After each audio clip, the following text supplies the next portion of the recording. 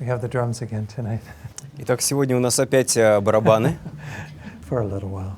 Во всяком случае, пока. Okay, so thank you all for coming back for the third night. I realize this is a lot to ask for people to come 3 nights of their week.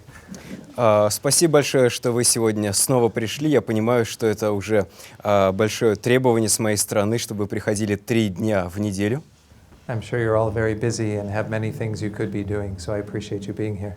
Я уверен, что все вы очень заняты, и у вас много других дел, которыми вы могли бы заняться, и поэтому спасибо большое, что вы пришли, я это ценю.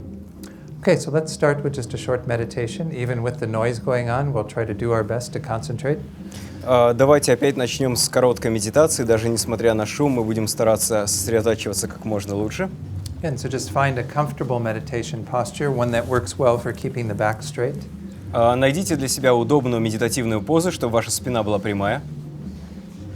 Again, check the other elements of your posture, which I won't go through tonight, but many of you are familiar with those. Проверьте другие аспекты вашей позы. Я не буду опять их перечислять, но вы их уже знаете. But again, the important thing is to maintain this uprightness, this straightness to the back, but then to be very relaxed. Опять же, самое главное, это чтобы ваша спина была прямой, но при этом вы были расслаблены. So we're going to work with the breath for just a few minutes in silence. Мы таким образом поработаем с дыханием несколько минут в тишине. And so if you have a technique that you use with the breath, feel free to use that. И если у вас есть какая-то техника, которую вы используете, когда медитируете на дыхание, пожалуйста, используйте ее. If not, then you can tune into the sensation that occurs just inside the nostrils, towards the tip of the nose. Или если нет, то наблюдайте за ощущениями, которые возникают на кончике носа в ноздрях. Making that your meditation object, try to stay present with that sensation as you breathe in and breathe out. Это ваш объект медитации. Попробуйте оставаться в присутствии, да, с этим объектом, пока вы вдыхаете и выдыхаете. And if we find that the mind gets distracted, remember yesterday we talked about this element that we call introspection.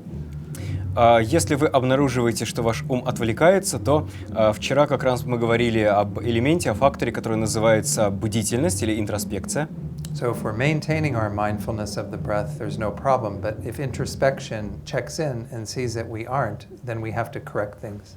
Если наше памятование достаточно сильное, так что мы уже не отвлекаемся от объекта, то все нормально, нам не нужна бдительность. Но если что-то идет не так, с помощью бдительности мы проверяем, все ли в порядке или что-то не в порядке. If our introspection finds that we're thinking about things that we're planning or remembering things from the past, or we've gotten distracted to sounds, then we have to correct things. Если с помощью бдительности мы замечаем, что отвлеклись на мысли о будущем, на какие-то планы, или наоборот, мы вспоминаем что-то из прошлого, или, например, отвлекаемся на звук, то мы восстанавливаем свое внимание и мягко возвращаем его обратно к объекту. At that point, we simply let go of what it was that distracted us and return to the breath. Мы просто отпускаем то, что нас отвлекает, и возвращаем внимание обратно. And restore our mindfulness of the breath. Мы восстанавливаем памятование нашего дыхания.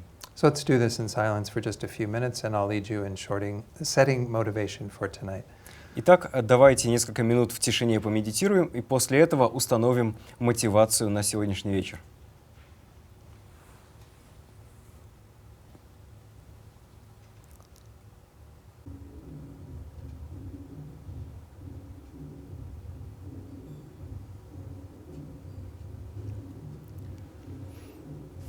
So to set our motivation tonight, I thought we would go back to the topic we meditated on briefly in the first session. И по поводу мотивации на сегодняшний вечер я хотел бы вернуться к той теме, о которой мы уже вкратце размышляли в первый день. And that's where I encourage you or invite you to take a look at what you find to be your most troubling, harmful habit or tendency. Когда я попросил вас найти у себя самую тяжелую, да, самую проблемную тенденцию или склонность. Again, another word we might use is affliction or delusion. Другими словами, какую-то беспокоящую болезненную эмоцию или какое-то омрачение. But what mental habit do you have that gives you the most difficulty in your life? Какая ментальная привычка, которая у вас есть, приносит в вашей жизни самые большие проблемы?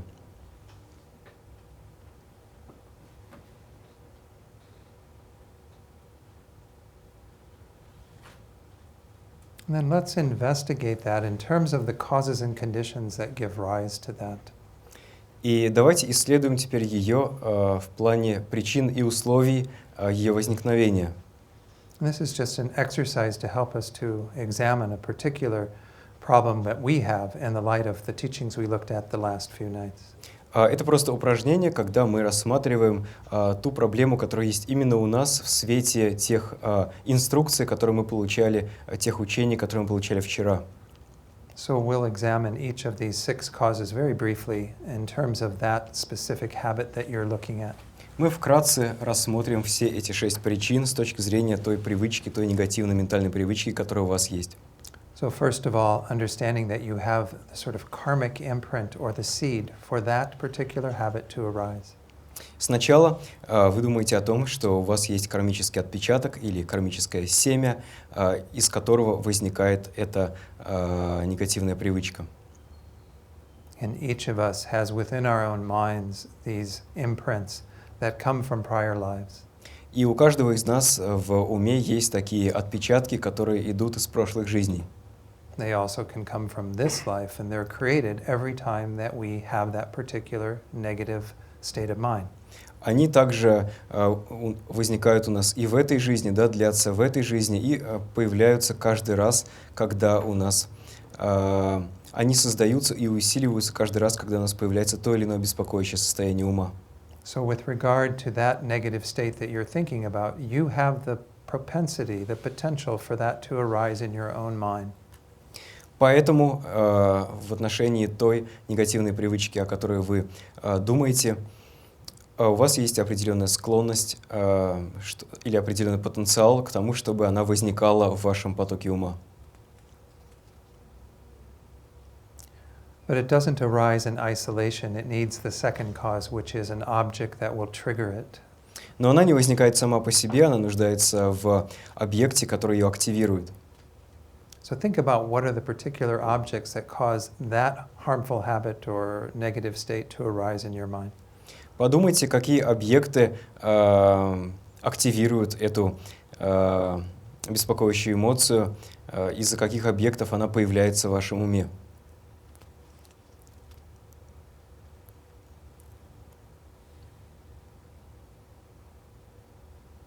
And the third factor is how we are thinking about that object, what we call our mistaken conceptualizations. Третий фактор — это то, как мы думаем об этом объекте. Это то, что называется ошибочные концепции. So we are tending to exaggerate qualities in that object that cause this negative state to arise. Мы привыкли преувеличивать качество объекта, из-за которого у нас возникают эти беспокоящие состояния. We imbue that object with qualities that aren't even there inherently. Мы наделяем этот объект качествами, которые не являются присущими, не являются неотъемлемыми для него. And then we exaggerate and embellish them beyond the way that they actually are there for us. И после этого мы приукрашиваем, мы преувеличиваем эти качества еще больше. And we have many other thoughts that we engage in as well, such as the storylines we tell ourselves about that, and so on. И у нас возникают различные мысли в связи с этим. Наш ум рассказывает истории, различные сюжеты. Again, as Geshe Sopa said, when these 3 come together in particular, the karmic imprint, the object, and the mistaken thinking, then we have everything ripe for that particular negative state to arise. И, как говорил Геше Сопа, если у нас есть первые 3 причины, кармические отпечатки, объекты и ошибочные концепции, то все уже готово к тому, да, ситуация полностью созрела для того, чтобы возникло то или иное беспокоящее состояние. But then there are 3 other factors that we can examine very briefly to see if they also play a role. Есть также 3 других фактора, которые мы вкратце можем исследовать, чтобы понять, играют ли они роль в случае с нашей проблемой. The first is, have we made this stronger through the force of familiarity and habituation? Первое из них — это сделали ли мы это беспокоящее состояние еще сильнее за счет привыкания к нему. Here we're not talking about the karmic imprints, we're talking about our tendency to continue to do that, have that negative state of mind again and again ourselves, from our side. Здесь не идет речь о кармическом отпечатке, а о нашей собственной готовности, да, нашем собственном стремлении снова и снова пребывать в этом беспокоящем состоянии. So no doubt with the ones that you've chosen, this is one of the factors, is that we have become very familiar with that mind, that negative state. И нет никаких сомнений в том, что если вы выбрали это состояние ума, если оно для вас является особенным, то, должно быть, вы очень сильно к нему уже успели привыкнуть. And another factor, the fifth one, is that perhaps we also have misleading companions or friends who influence us. Пятый фактор, или второй в этой группе, из трех, возможно, у нас есть различные друзья, которые влияют на нас в худшую сторону. Are there people in your life who encourage those negative states to arise in you because of their involvement in your life? Есть ли в вашей жизни те люди, которые усиливают в вас это беспокоящее состояние тем или иным образом, да, участвуя в вашей жизни?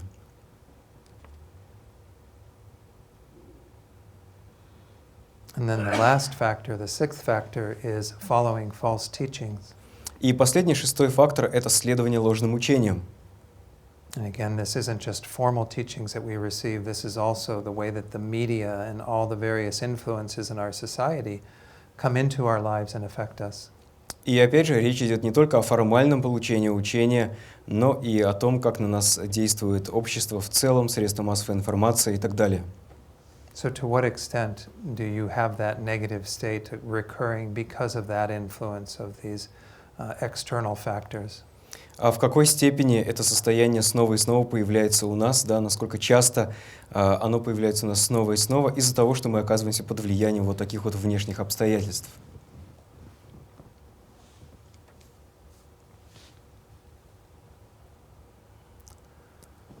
So Lama Zopa Rinpoche, in his recent book on the Four Noble Truths, says that these delusions, these negative states arise due to causes and conditions.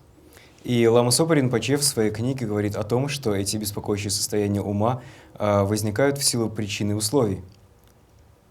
But they can also be eliminated and counteracted through the force of other causes and conditions. Но их также можно устранить и можно противодействовать с помощью других причин и условий. So knowing that this is what we're going to primarily look at tonight, generate a motivation to want to know the antidotes to these delusions.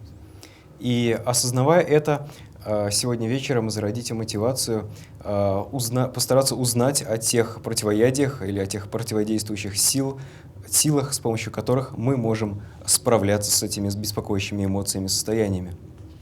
To want to know exactly how to counteract these negative states so that we can lessen their impact on our lives and eventually eliminate them. Потому что мы хотим узнать, каким образом противодействовать этим беспокоящим состояниям, чтобы уменьшить их, чтобы они меньше мешали нам жить и в конечном счете, чтобы полностью от них избавиться. And initially we just want this simply for ourselves because we understand that we will have greater peace and happiness when we are able to let go of those negative states. И вначале мы делаем это в первую очередь для самих себя, потому что мы хотим найти спокойствие и счастье. But we will also be the source of greater joy for others when we have done that work. Но устранив эти беспокоящие состояния, мы также станем источниками радости и счастья других живых существ. So also hold the motivation of being here for the welfare of others. Поэтому также сохраняйте мотивацию, что вы здесь ради блага других. And if you're familiar with the motivation of bodhicitta, going to that extent to think that you will develop your mind fully to be able to benefit others through what we do here tonight. А если вы знакомы с бодхичиттой, то зародите ее, это намерение полностью раскрыть свой ум, потенциал своего ума, чтобы наилучшим образом помогать другим. And then when you're ready, you can open your eyes fully. И когда вы готовы, вы можете полностью открыть глаза. Okay. So in the meditation that I just led you, and I decided to go through those 6 points simply because I didn't want to have to do too much review as well, because even though there might be a few new people in the room, I want to spend most of the time on new material tonight. И мы, в частности, сделали эту медитацию на 6 причин, включили 6 причин в зарождение нашей мотивации, потому что я не хочу слишком подробно повторять весь вчерашний материал. Может быть, есть несколько новых людей, конечно, сегодня, но мне хотелось бы сегодня продолжить и закончить, да, успеть закончить весь тот материал, который остался. So hopefully all of you have the outline of this course, and we're going to be tonight looking mostly at the second and third of the 3 difficulties. Итак, я надеюсь, что у всех вас есть эта схема. Сегодня в основном мы будем рассматривать 2-ю и 3-ю трудные тренировки. So the very first difficulty is that we do need to know what these negative states are. Sometimes we actually don't even perceive them as negative. Первая из этих 3 трудных тренировок — это понять, что это за беспокоящие эмоции, идентифицировать их, потому что часто мы даже не знаем, в чем именно проблема. For example, the mind of attachment is all about chasing those things that we find very pleasurable, so it actually seems to be an agreeable mind. Например, привязанность — это состояние ума, которое преследует приятные объекты, и в общем и целом люди считают его вполне допустимым и уместным состоянием ума. But it is a disturbing state of mind, meaning it does not allow our mind to rest in peace. Но это беспокоящее состояние в том смысле, что оно не позволяет нашему уму сохранять умиротворенность. And moreover, that delusion of attachment and all the other delusions frequently cause us to engage in actions, karma. И более того, эта беспокоящая эмоция, привязанность и другие беспокоящие эмоции и состояния вынуждают нас совершать определенные действия, которые накапливают карму. So in this way, these are all negative states that we want to identify and then find ways to address. Таким образом, все это беспокоящие состояния, которые мы хотим научиться идентифицировать и каким-то образом работать с ними.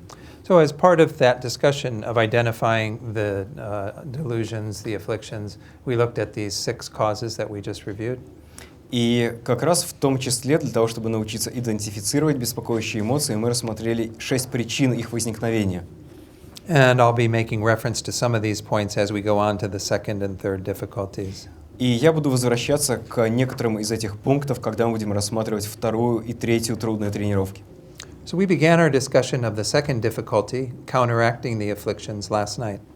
Вчера мы уже начали рассматривать 2-ю трудную тренировку, то есть противодействие беспокоящим эмоциям. We talked about the skills that we need to address the afflictions. Мы поговорили об определенных навыках, которые нам необходимы для того, чтобы с ними работать. Recall that the first of those is we need to be willing to do that. We need to want to do that work. Первое из которых то, что у нас должна быть готовность, да, желание, активное желание заниматься этой работой. We also need the skills of mindfulness and introspection that we develop through our meditation. Нам также нужны навыки памятования и бдительности, которые мы развиваем с помощью медитации. And then finally, let me go back up to this one. Just had a momentary lapse of memory.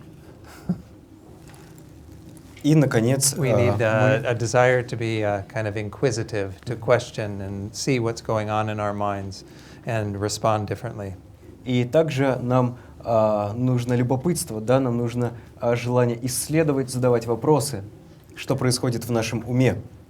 And actually, while I've gone back a little, maybe I'll share this quote from Viktor Frankl. Many of you know of Viktor Frankl, who was a survivor of the Holocaust, who was in Auschwitz. И раз уж я вернулся назад, я также приведу цитату из Виктора Франкла. Вы, наверное, многие его знаете. Он прошел Холокост, да, он выжил, он был в лагере Аушвиц. So he said that between stimulus and response, there is a space. Он сказал, между стимулами и нашей реакцией на них есть пространство. In that space is our power to choose our response. И в этом пространстве мы способны выбрать нашу реакцию. And in our response lies our growth and freedom. И в этой реакции и заключается наш рост и свобода. So it's a very Buddhist quote from somebody who is not Buddhist at all. Это очень буддийская цитата человека, который сам совершенно не был буддистом. But this is really what we're trying to do in looking at the delusions through this seminar here. Но именно это мы пытаемся делать, работая на этом семинаре с беспокоящими эмоциями, состояниями. Is to recognize that we have to stop having our habitual reaction to these things in our lives, these various stimuli. Нам важно осознать, что нам нужно прервать нашу привычную, да, реакцию на все эти окружающие стимулы. And we need to choose a more positive response, И вместо этого выбрать более позитивный ответ или реакцию. something that we can become more habituated to doing so that we can be more at peace ourselves and help others to do that. И постепенно развить сил этой новой позитивной привычки, чтобы мы сами обрели спокойствие ума и помогли другим сделать то же самое. So as I introduced last night, when it comes to the actual way of counteracting the afflictions, we can say that there are 3 lines of defense. И также вчера я упомянул о том, что если говорить собственно о противодействии беспокоящим эмоциям, то можно выделить 3 линии защиты. And the first line of defense is going to fit into this category of counteracting the afflictions, and it's what I'm simply calling avoidance. И первая стратегия работы с беспокоящими эмоциями, первая линия защиты, это то, что можно простыми словами назвать избегание.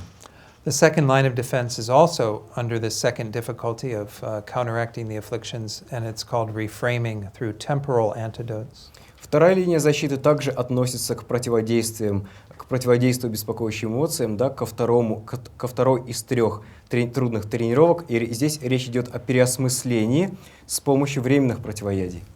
The third line of defense of undermining through the ultimate antidote is actually part of the third difficulty of eliminating the afflictions, but I simply put it on the slide here because these are all the ways that we counteract. И третья линия защиты – это подрыв, да, полное устранение этих беспокоящих состояний с помощью главного противоядия. И здесь, на этом слайде, они все 3 линии защиты приведены вместе, но третья линия защиты относится уже к третьей трудной тренировке – трудность в уничтожении беспокоящих эмоций. So we can certainly counteract the afflictions through the ultimate antidote, but this is how we actually get rid of them entirely, eliminate them.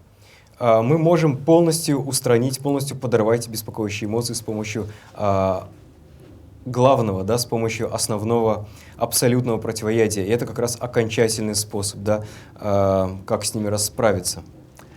So I kind of touched on this first line of defense a little bit in the previous evenings. В предыдущие дни я вкратце рассказал о том, как применять стратегию избегания, да, первую линию защиты. Considering that we have those first 3 causes of the 6 that are absolutely necessary for us to have these negative states arise. Учитывая, что из первых 3 причин беспокоящих эмоций, которые необходимы для того, чтобы беспокоящие эмоции возникли, We can ask the question, how do we counteract each of those 3? мы можем рассмотреть первые 3 причины с точки зрения того, как мы можем устранить каждую из них. So I, again, talked a little bit about this in the previous evening, but in regard to the first one, the karmic imprints, we can't get rid of those until we have the more ultimate antidote. И я уже упоминал об этом вчера, что если говорить о первой из причин, о кармических отпечатках, мы не можем избавиться от нее до тех пор, пока полностью не устраним беспокоящие эмоции с корнем с помощью главного абсолютного противоядия. So we're going to set that one aside. We have the second and the third, the object and the mistaken conceptualizations that we're going to mostly deal with here. Поэтому у нас остается только объект и ошибочные концепции, с которыми мы и имеем дело на данном этапе. And the first line of defense works primarily with the object. Первая линия защиты – это в первую очередь мы работаем с объектом. And I call this avoidance because we essentially have to remove the influence of that object in our lives. Я называю это избегание, потому что смысл здесь в том, чтобы уменьшить влияние этого объекта на нашу жизнь. So the one example I gave the other night was when you have someone who's an alcoholic who needs to stay away from the alcohol. Пример, который я приводил вчера, например, если есть алкоголик, и он хочет бросить пить. So if we have a particular negative state that is triggered by a specific object, we need to initially stay away from the object. То ему не нужно общаться с теми людьми, которые пьют. То есть стратегия здесь в том, чтобы дистанцироваться от тех объектов, которые вызывают в нас ту или иную беспокоящую эмоцию или состояние. So what is the problem with this particular antidote? В чем проблема в данном случае? В чем проблема в случае с этим противоядием? Anyone? Кто-нибудь может сказать? Ну, мне кажется, избегание, оно иррационально, потому что тогда ты не можешь в полной мере помогать окружающим людям. То есть например, алкоголик, который избегает алкоголиков, он не может им помочь тоже избавиться от вредной привычки. Повторить на камеру? Не надо. I think the problem is that if we want to avoid objects, then, for instance, we cannot help others. Like in the case with the alcoholic who stays away from other alcoholics, he cannot help them. This is good. This is very good. Thank you. Да, хорошо, спасибо. Yeah. Мы просто не можем зайти в магазин. Тут же столкнемся с объектом. We cannot enter a shop because in this case we will immediately face the object. Okay. Yes, in the back. Самая большая проблема в том, что человеку очень сложно сменить круг общения. То есть, если он общается, бывает в определенном кругу, то, значит, у него наработается определенное привыкание к этим людям и с ними знакомство. Чтобы сменить это, избегать алкоголя, он просто должен в новой среде оказаться, что достаточно сложно. Это самая большая проблема. The problem is that we also get habituated to people, and if we already have a circle, in order to break away, we might have to have another circle of people, but sometimes it's not very easy to find, and so that's why it's difficult.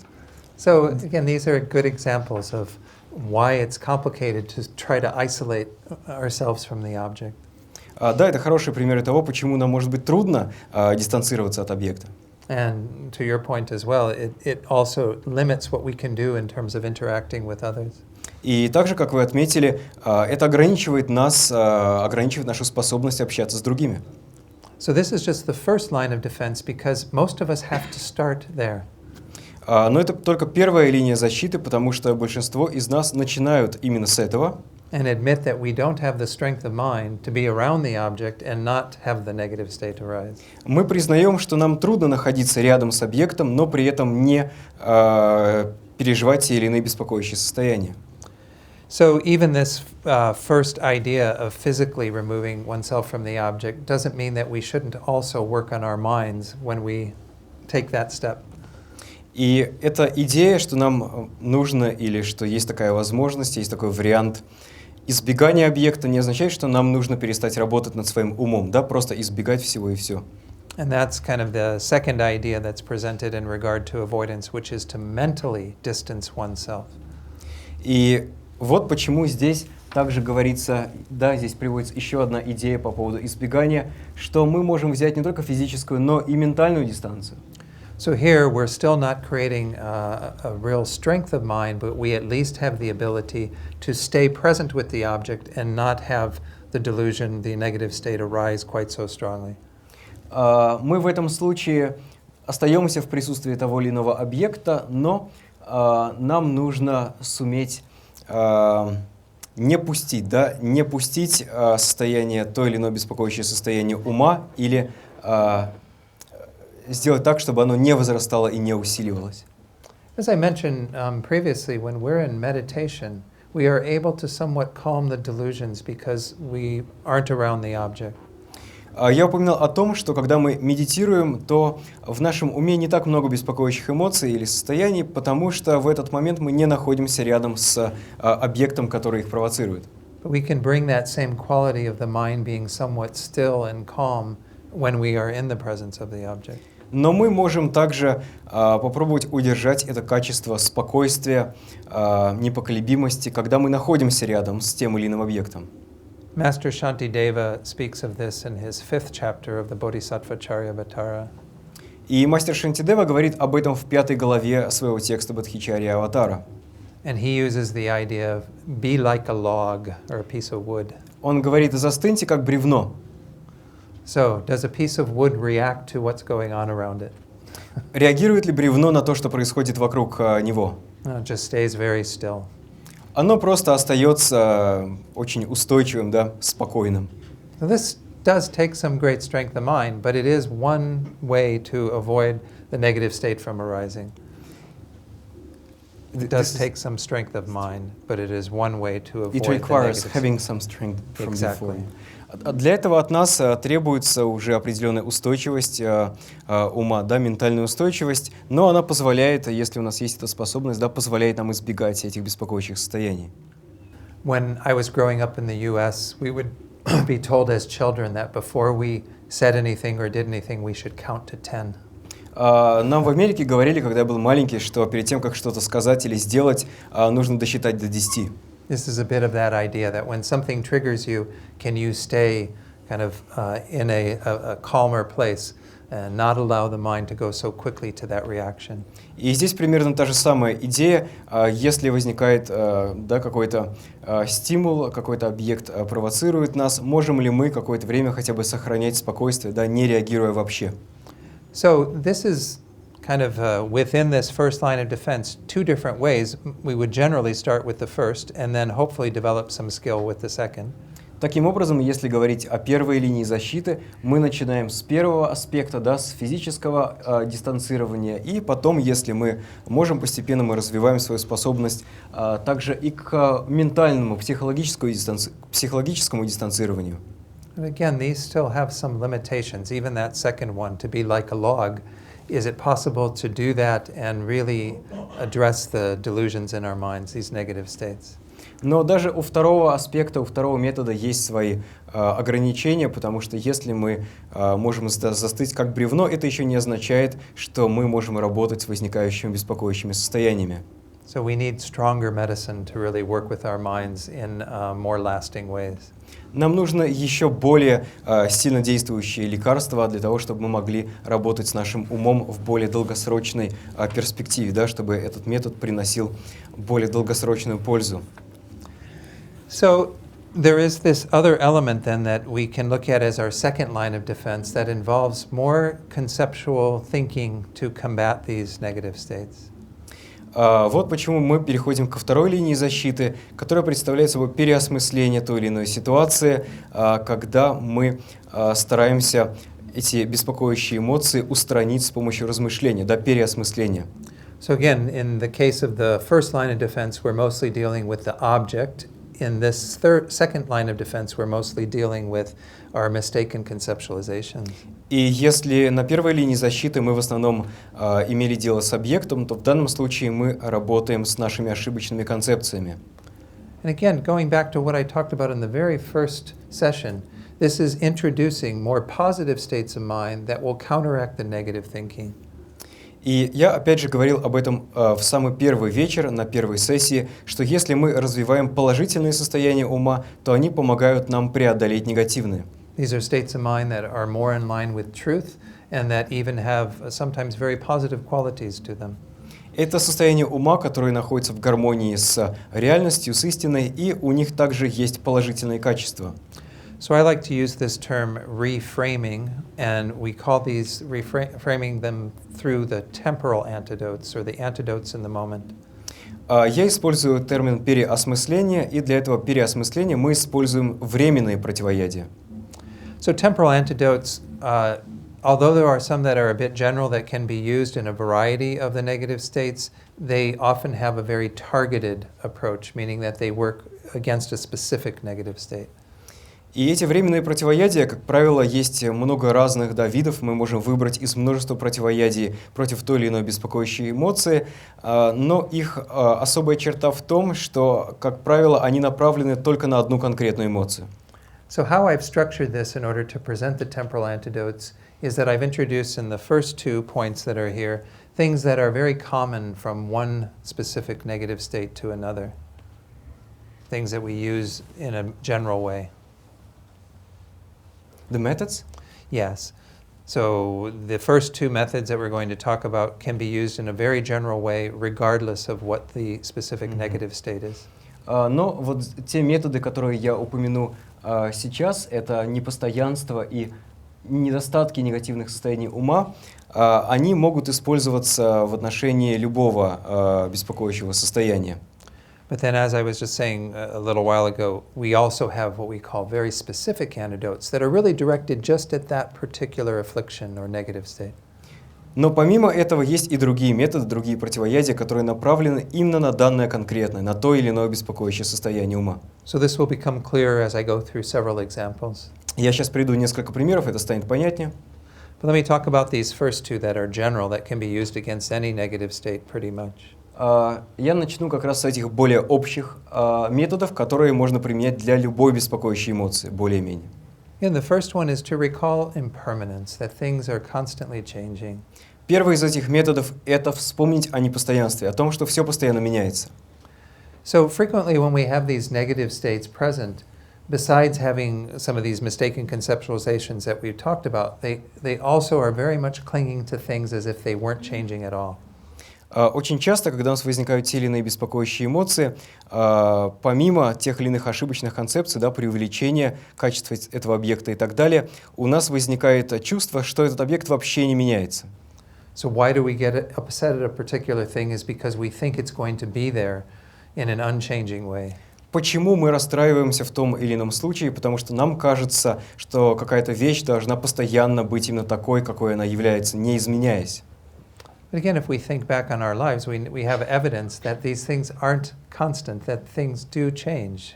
Но если мы посмотрим на нашу жизнь, то мы увидим, да, станет совершенно очевидно, мы увидим множество свидетельств тому, что вещи постоянно изменяются. Это не так, да, неправильно мыслить, воспринимать их неизменными. In fact, this is one of the most fundamental teachings of Buddhism is impermanence.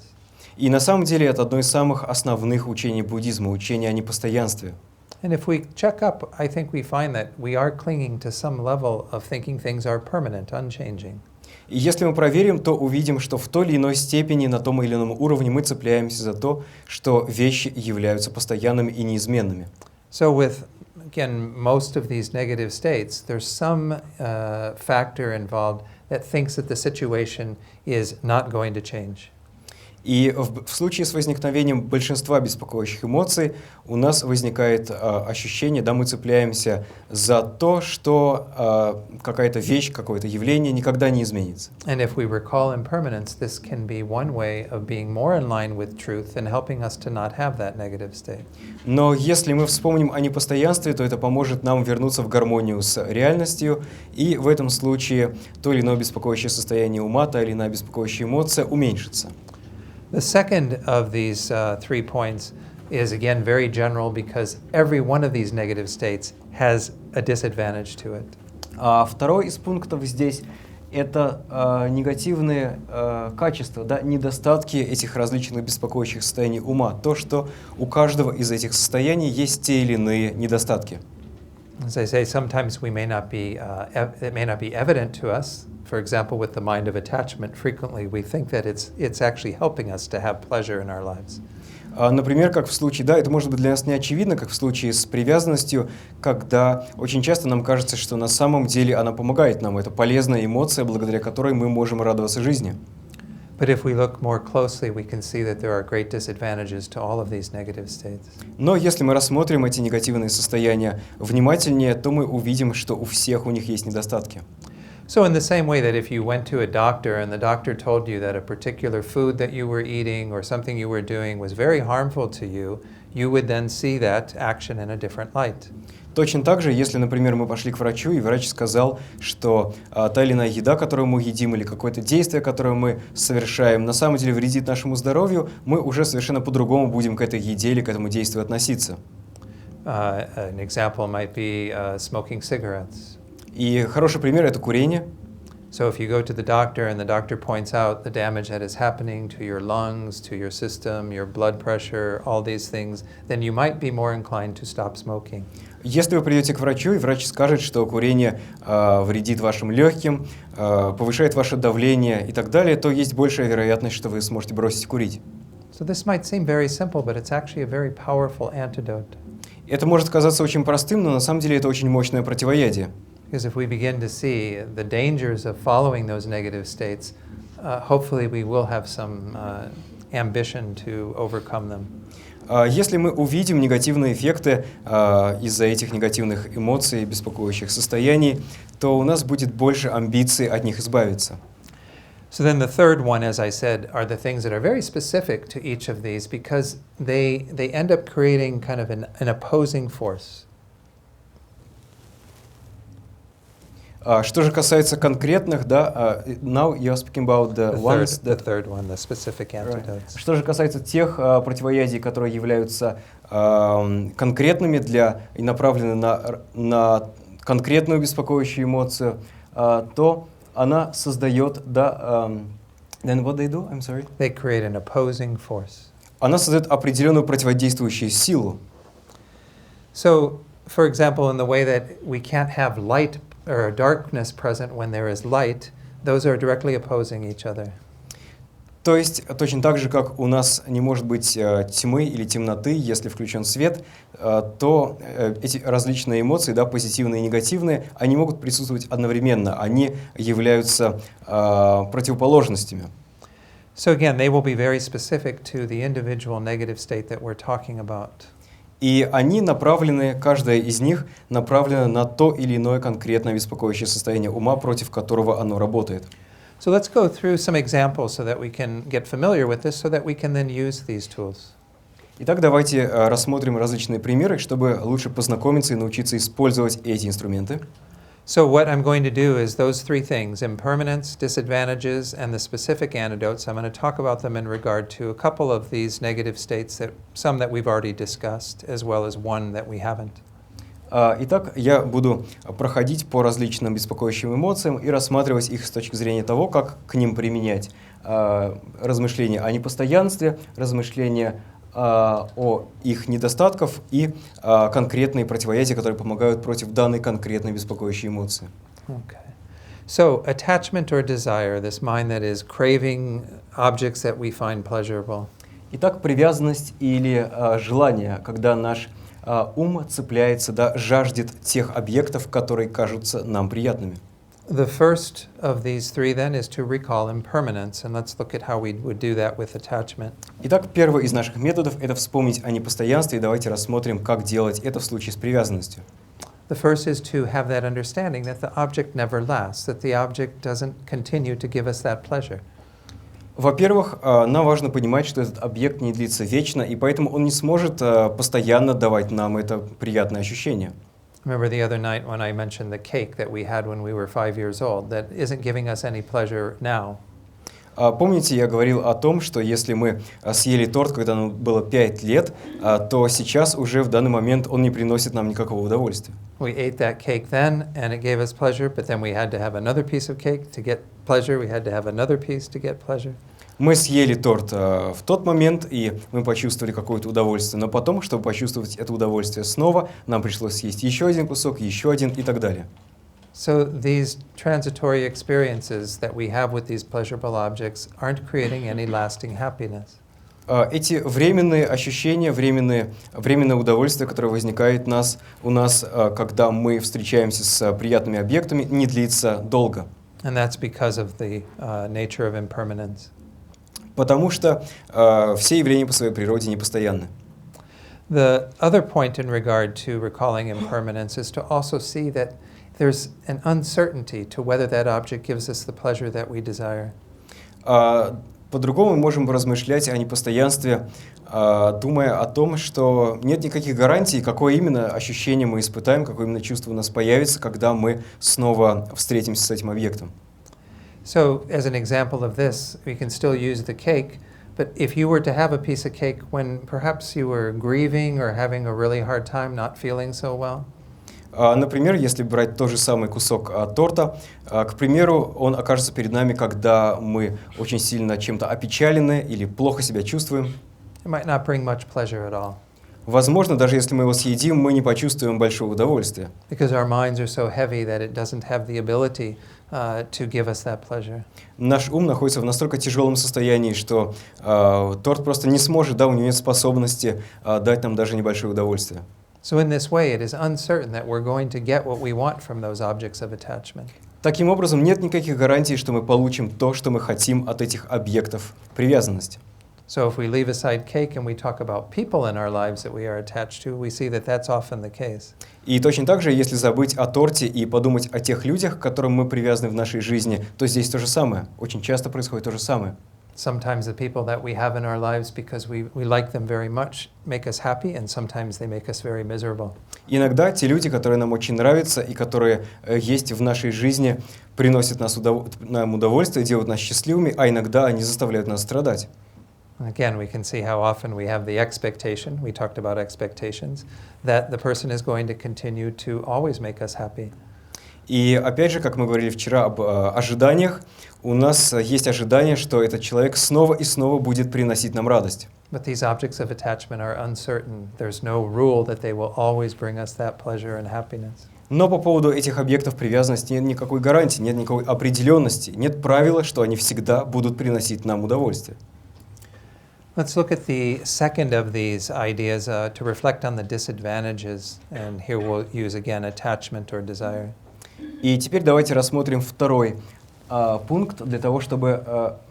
второй пункт — это размышление о недостатках того или иного беспокоящего состояния ума, и мы рассмотрим его, опять же, на примере желания и привязанности. So the first is that attachment only feeds the dissatisfied mind. It only increases our dissatisfaction. Привязанность только усиливает, только подкармливает неудовлетворенность в нашем уме. They often use the example that following the mind of attachment is like drinking salt water to quench your thirst. Очень часто используют пример с соленой водой. Если мы пытаемся удовлетворять свою жажду, свое желание с помощью объектов привязанности, это все равно, что пить соленую воду, которая не удовлетворяет нашу жажду. We get one object of attachment, then we want another one, we want the better one, we want the new model, and so on. У нас нам нужен один объект привязанности, потом нам нужен уже другой, нам первого уже мало и так далее. Да, мы переходим к третьему и так далее. We can see in our world how advertising new products is based on this idea. Да, например, какая-то новая модель телефона и так далее. Мы видим, как в нашем мире реклама постоянно как раз пользуется именно этой идеей. Telling us that we won't be happy unless we have the new phone with the new features and so on. В рекламе говорится, что мы не будем счастливы, если не купим новый телефон с новыми характеристиками, качествами, функциями и так далее. So this keeps us caught up in a cycle of simply chasing after this idea of new and better and getting more and more things. Привязанность и желание просто удерживают нас в этом цикле, в этой погоне за новыми, все более привлекательными явлениями. Another idea is that attachment gives rise to other negative states of mind, such as jealousy, possessiveness, anger, and so on. Другая проблема, другой недостаток — это то, что из желания возникают другие беспокоящие состояния ума, такие как ревность, собственничество, гнев, неуверенность в себе и так далее. I won't go through all of these, but we can certainly see that if we are quite attached to something in our lives, then we get very possessive, we get angry when others threaten it, or it's in danger, and so on. Я не буду вдаваться в подробности, но в целом, если мы к чему-то очень сильно привязаны, то у нас возникает, например, очень сильное чувство собственничества или гнева, когда другие посягают на то, к чему мы привязаны. Jealousy also arises frequently because even though we have the things we possess, we become very envious of what others have.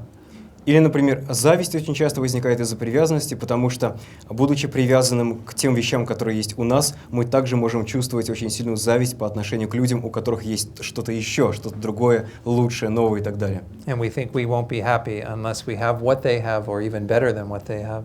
И нам кажется, что мы не будем счастливыми до тех пор, пока не получим то, что есть у них, или даже что-то лучшее. So we can see that there's many disadvantages to this mind. Мы видим, что у этого состояния ума есть много недостатков. In the Buddhist teachings, we can say attachment also keeps us in samsara, in the cycle of existence. И с точки зрения буддийского учения мы также можем сказать о том, что привязанность удерживает нас в сансаре, в круговороте бытия. This mind of craving and desire is at the root of so much of our continuing to go from life to life. Эти чувства страстного желания, цепляния, жажды, именно они удерживают нас в этом круговороте бытия, где мы вынуждены перерождаться снова и снова. Attachment also distracts us from achieving realizations on the path because it gets us caught up in more samsaric patterns and we don't engage in what we need to do to achieve liberation and enlightenment.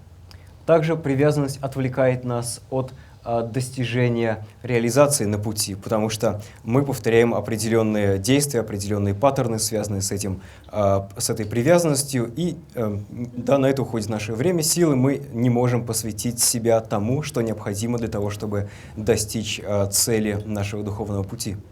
So we stay up all night watching Netflix and we don't get our meditation practice done.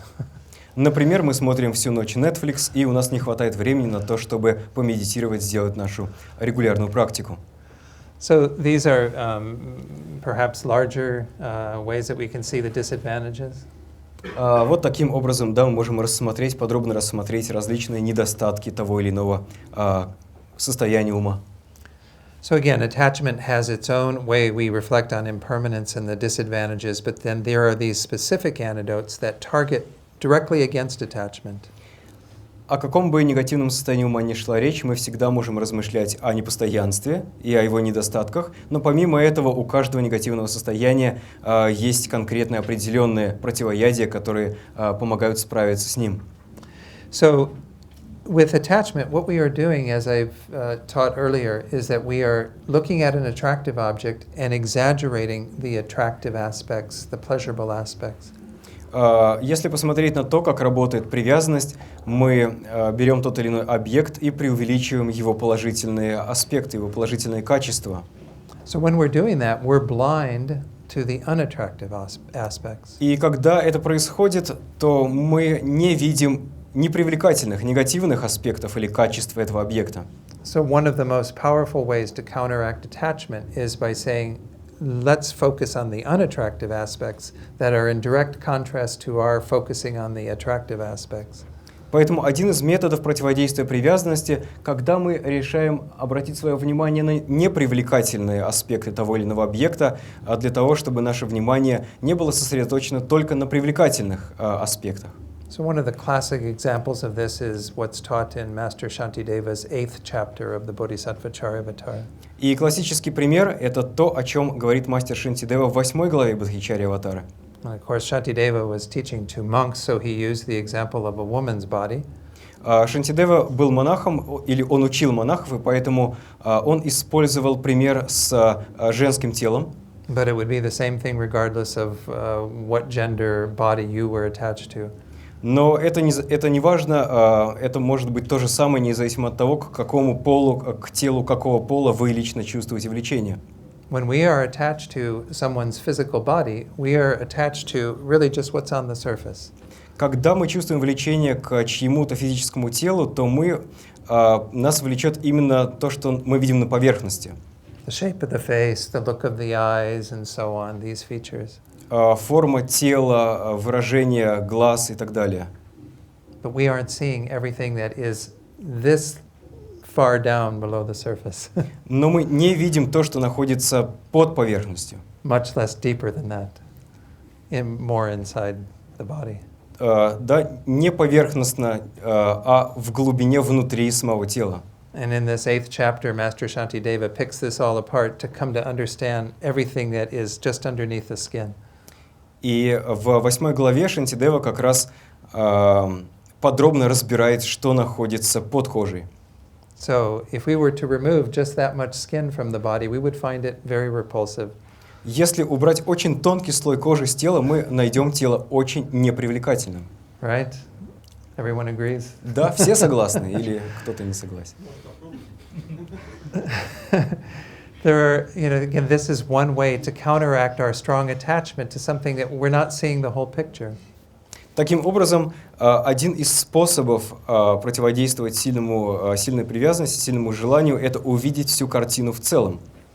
Now, again, it doesn't mean we go to the extreme of finding everyone around us unattractive completely. С другой стороны, нам не нужно ударяться в обратную крайность, когда нам все вокруг нас начинают казаться непривлекательными. But rather that we are trying to lessen our attachment by bringing ourselves closer to reality. Мы просто стараемся уменьшить нашу привязанность, возвращаясь к реальности. There are attractive features to this object, but there are a lot of unattractive features as well. У этого объекта есть привлекательные качества, но также у него есть и непривлекательные качества. So the body is one example that we can use to see how we would apply that antidote. Тело — один из примеров, который мы можем рассмотреть, чтобы понять, как практиковать это противоядие. We can also reflect on the fact that ultimately, in the end, we will have to separate from that object. Но также мы можем рассмотреть, подумать о том, что в конечном счете рано или поздно нам придется расстаться с этим объектом. And even given that there is impermanence, that things do change in time, if we have someone or something in our lives that we are very attached to, it is inevitable that we will have to leave it behind. И учитывая то, что все вещи непостоянны, что они постоянно меняются, если в нашей жизни есть что-то или кто-то, к кому мы сильно привязаны, нет никаких сомнений в том, что рано или поздно нам придется расстаться.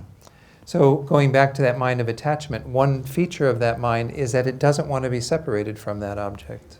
Потому что если вернуться к характеристикам привязанности, одна из его характеристик в том, что мы не хотим расставаться с объектом привязанности.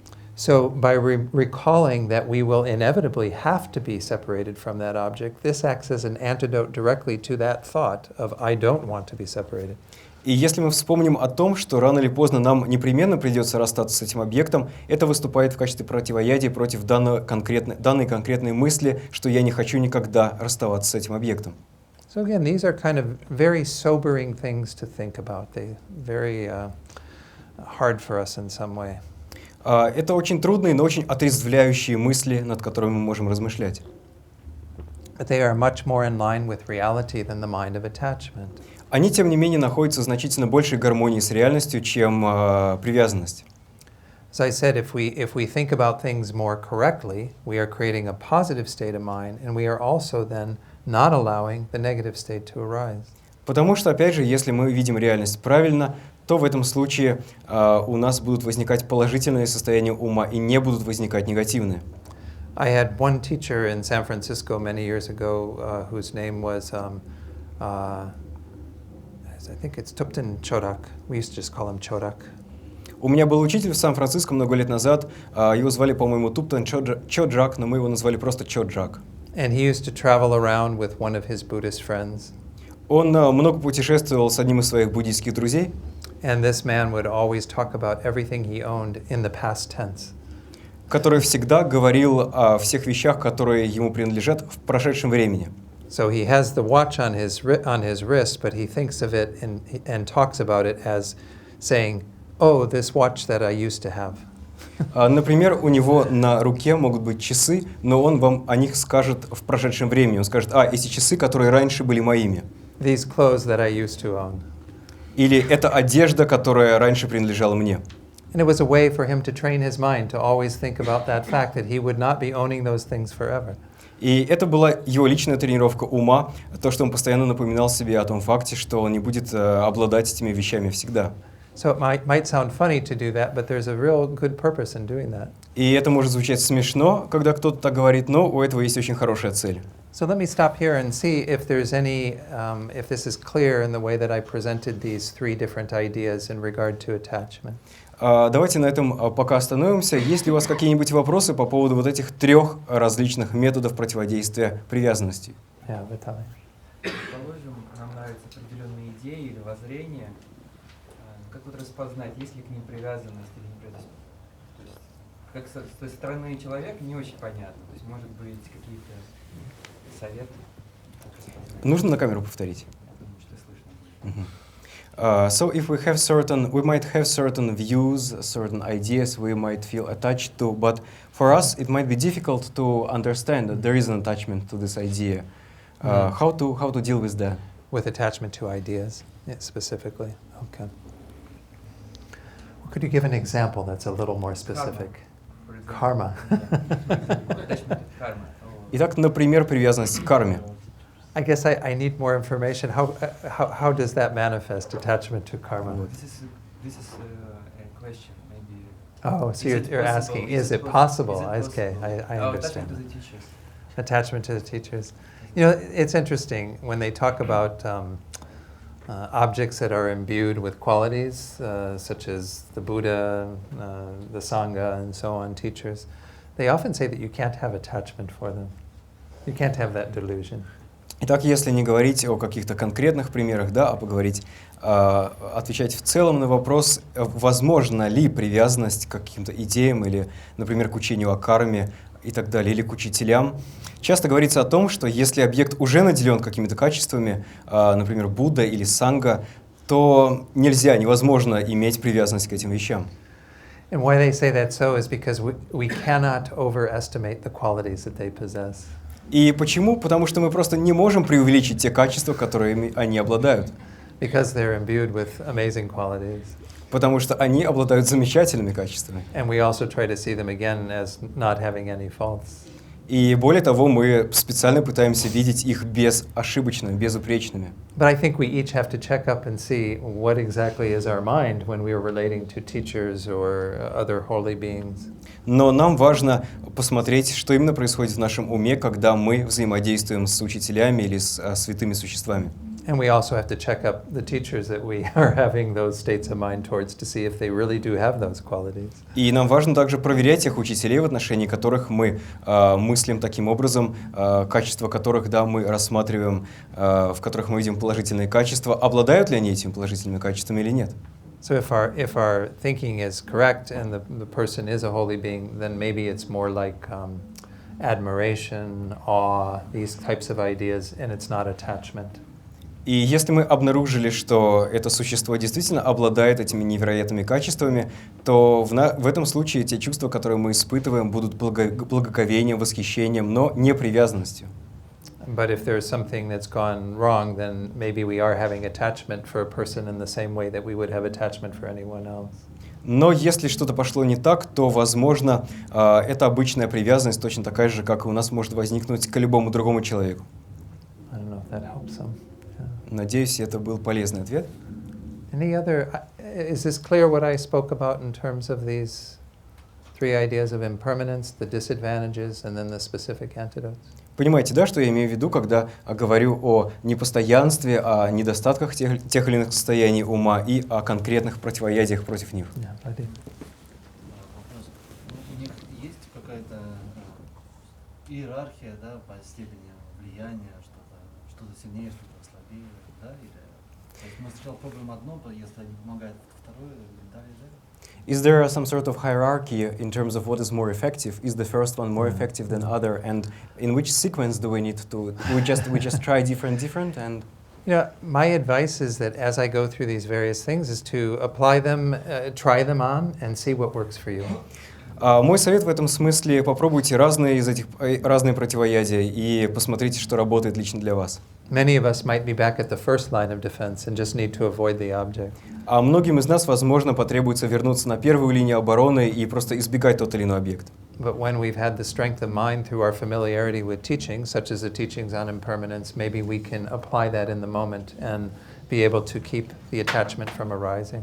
Но если мы достаточно хорошо познакомились с какими-либо методами, учениями, наставлениями, например, с учением о непостоянстве, то, возможно, нам будет легко применить в тот момент, когда возникает то или иное беспокоящее состояние, применить учение о непостоянстве, поразмышлять о непостоянстве, и это будет эффективно.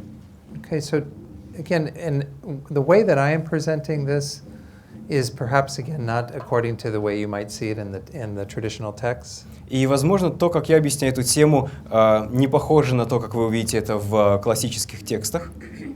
Frequently, when they talk about the temporal antidotes themselves, they just simply say all of these are part of the specific antidotes to attachment, for example. Потому что часто они перечисляют все эти различные противоядия и упоминают о том, что это конкретные противоядия для привязанности, к примеру, да?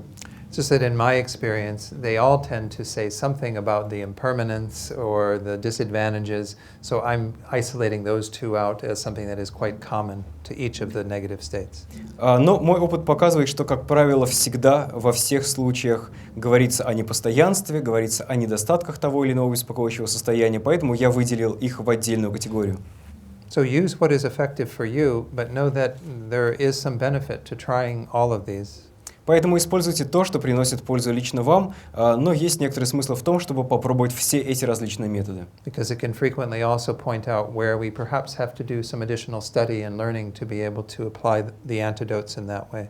Потому что также мы можем обнаружить, что нам нужно изучить ту или иную тему лучше, чтобы мы могли применять это противоядие более эффективно.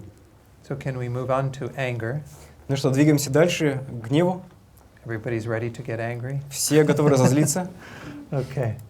So let's talk about impermanence in regard to anger or aversion. Итак, давайте поговорим о непостоянстве относительно гнева или отвращения, да, отвержения. So with anger or aversion, we have something unpleasant in our lives that we're reacting to very strongly in this negative way. Итак, мы чувствуем гнев или отвращение в отношении какого-то объекта, который нам кажется негативным, да, который нам не нравится. And with the mind of anger, we are frequently thinking that it is going to continue being that we have that strong idea of permanence in regard to that situation, that object. И если говорить о гневе, очень часто ему сопутствует ощущение, что этот объект останется с нами навсегда, что он никогда не изменится и никогда не исчезнет. But everything changes. So when I grew up in the Christian tradition, Catholic tradition, they often use this phrase, "This too shall pass." Но все меняется, и в христианской, в католической традиции, в которой я вырос, очень часто говорят, и это тоже пройдет. That means that even the most difficult situation we face doesn't continue forever. Это означает, что даже самая трудная ситуация, с которой мы сталкиваемся, не будет продолжаться вечно. And look at your own life and the times when you have been very, very angry. You don't have that anger right now because the situation changed. Вы можете вспомнить свои собственные жизни, когда вы сильно разозлились, а вы уже больше не злитесь, потому что ситуация изменилась. So that's pretty obvious, I think. We can go on to look at the disadvantages. Это довольно очевидно, и давайте посмотрим на недостатки гнева. And there's a number of these. I'll go through a few, but these also can be somewhat obvious. И их довольно много, я пройду по некоторым, которые вполне очевидны. As I said, attachment, it's hard to see the disadvantages sometimes because it's about getting what is pleasant in our lives. В случае с привязанностью намного труднее увидеть ее недостатки, потому что здесь речь идет о том, как заполучить какую-то приятную вещь. But there's very few of us in the room who really enjoy being angry. Но вряд ли в этой комнате много людей, которые по-настоящему наслаждаются гневом. Maybe none of us. Может быть, даже никто из нас. So the very first one is to think about how anger has the immediate negative effects on both our bodies and our minds. Итак, первый недостаток – это если мы рассмотрим тот немедленный эффект, который гнев оказывает на наше тело и на наш ум. The adrenaline begins to pump through the body. We start getting very red in the face. Heart beats very fast, and then our minds get very confused. У нас начинает выделяться адреналин, лицо краснеет, учащается сердцебиение, и также наш ум становится более неясным. So we know that this is the case. Мы знаем, что это так и есть. But we can also see that this has a negative effect on the people around us. Также мы можем видеть, что это оказывает негативное влияние и на людей, которые находятся вокруг нас. It can upset them and even cause us to harm them. Они могут расстроиться, или мы даже можем причинить им тот или иной вред. So again, this is somewhat obvious, but it's important to recall that. Это довольно очевидно, но важно об этом помнить. Anger also, it's said in the traditional teachings, can destroy much of the positive karma energy that we've created. Также традиционно в учениях говорится о том, что гнев может уничтожить значительную часть положительной кармы, которую мы создали до этого. Anger is said to be the most destructive of the negative states. Говорится о том, что гнев — это самое разрушительное из всех этих негативных состояний ума. They say it is like a small spark that can create a huge fire. Говорится о том, что он подобен маленькой искре, из которой может разгореться огромное пламя. And in that way it can burn up much of the very positive potential we've created very quickly. Это пламя может очень быстро сжечь огромное количество положительного потенциала, который мы накопили до этого. And even if we don't believe in karma, we can certainly see how destructive anger can be to our relationships with others. И даже если мы не верим в карму, мы можем видеть, насколько разрушительным гнев может быть для наших отношений с другими. Even in families where sometimes people have spent decades with each other, one moment of anger can mean they never talk to each other again. И люди могут прожить друг с другом десятилетия, но в какой-то момент просто перестать разговаривать из-за одной вспышки гнева. Our friendships get ruined, and we often have people leaving us, going out of our lives. Мы можем потерять друзей, они могут покинуть нас, уйти из нашей жизни. The last one is that anger keeps us from cultivating many of the positive qualities that are so useful for us and others, love, compassion, and so on. И также последний недостаток гнева, последний в этом списке, то, что он мешает нам развивать положительные качества, такие как любовь, сострадание и так далее. So it keeps us from making real spiritual progress because we have to be able to get through some of those barriers and learn to have love and compassion for all beings. Это мешает нашему духовному прогрессу, потому что гнев создает барьер к тому, чтобы мы развивали любовь и сострадание к другим. And no doubt there are many other disadvantages of anger. И без сомнения есть много других недостатков гнева. So let's look at a few of the specific antidotes to anger. И теперь давайте посмотрим на конкретные противоядия от гнева. So when we have a particular object in our life that is bringing us to that state of anger, Если у нас есть какой-то определенный объект, который вызывает в нас чувство гнева, a moment of suffering or an unpleasant experience, это может быть какой-то момент, когда мы страдаем, какое-то неприятное ощущение или переживание, that is evidence of the suffering, the dukkha of samsara. это напоминает нам, это выступает свидетельством того, что в сансаре мы испытываем дукху. So this is a reminder whenever we have things that potentially trigger our anger that we are dealing with an imperfect world. Каждый раз, когда окружающие объекты провоцируют в нас гнев, это напоминание нам о том, что мы находимся в несовершенном мире.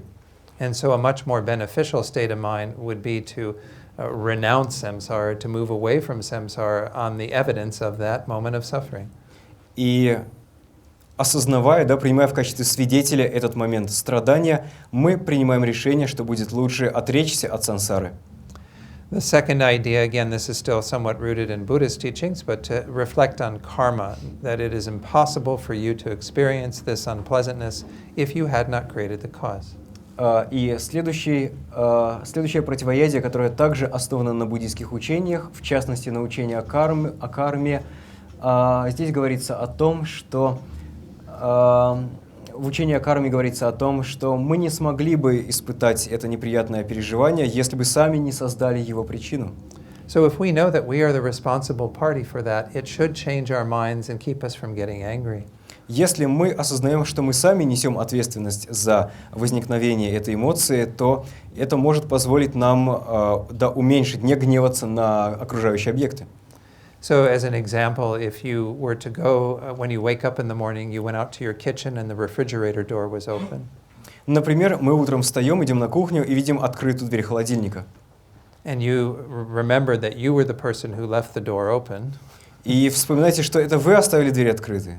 Then you wouldn't get angry at anyone else, right?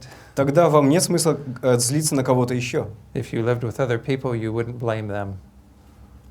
If you lived with other people, you wouldn't blame them for the refrigerator door being open. Если вы живете с другими людьми, то вы не будете обвинять их в том, что они открыли дверь холодильника. So karma is like that. We have left ourselves open to others harming us by our prior actions.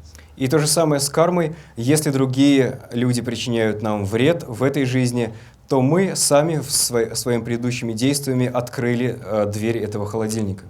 Again, but this doesn't mean that we get angry at ourselves. И это не означает, что нужно злиться на себя, But rather we are, if we're upset with anything, we're upset with the delusions, with the anger itself.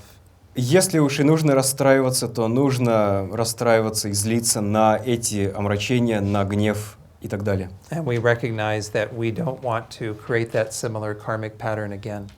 И размышлять о том, что мы не хотим больше создавать подобный паттерн. In this way, we actually encourage ourselves to be patient in the moment. И это помогает нам сохранить терпение в этот момент.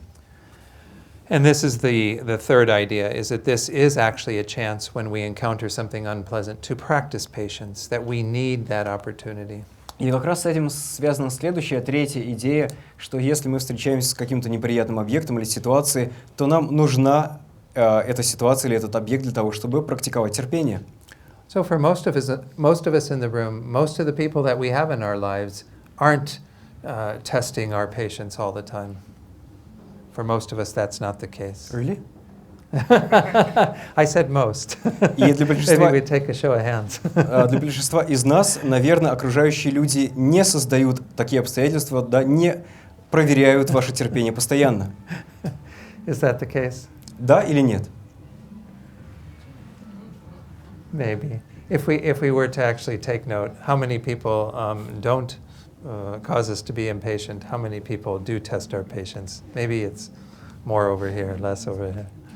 Может быть, если мы сделаем список, сколько людей проверяют наше терпение и сколько лет, нет, может быть, будет как-то примерно одинаково, где-то больше здесь, иногда у некоторых людей будет больше в одном списке, у других в другом. So we need those people who push our buttons, who make it difficult for us so that we can practice patience, which is a very important virtue. Нам нужны те люди, которые нажимают на эти кнопки, которые нас провоцируют и вызывают у нас гнев для того, чтобы практиковать терпение. And then with regard to people who are harming you, another idea is to try to put yourself in their place, to kind of be in their shoes. И также мы можем, если кто-то причиняет нам вред или беспокойство, мы можем попробовать поставить себя на место этих людей. Recall that there are many causes and conditions as to why we have our delusions. It's the same for the person who is harming us. Вспомните о том, что наши собственные заблуждения, наши собственные омрачения возникают в силу множества причин и условий, и то же самое происходит в умах тех людей, которые причиняют нам вред. Again, we don't know that person's whole story. We don't know everything that's influenced them in the moment to act in this way. So in that way, we have to be kind of seeing it from their point of view.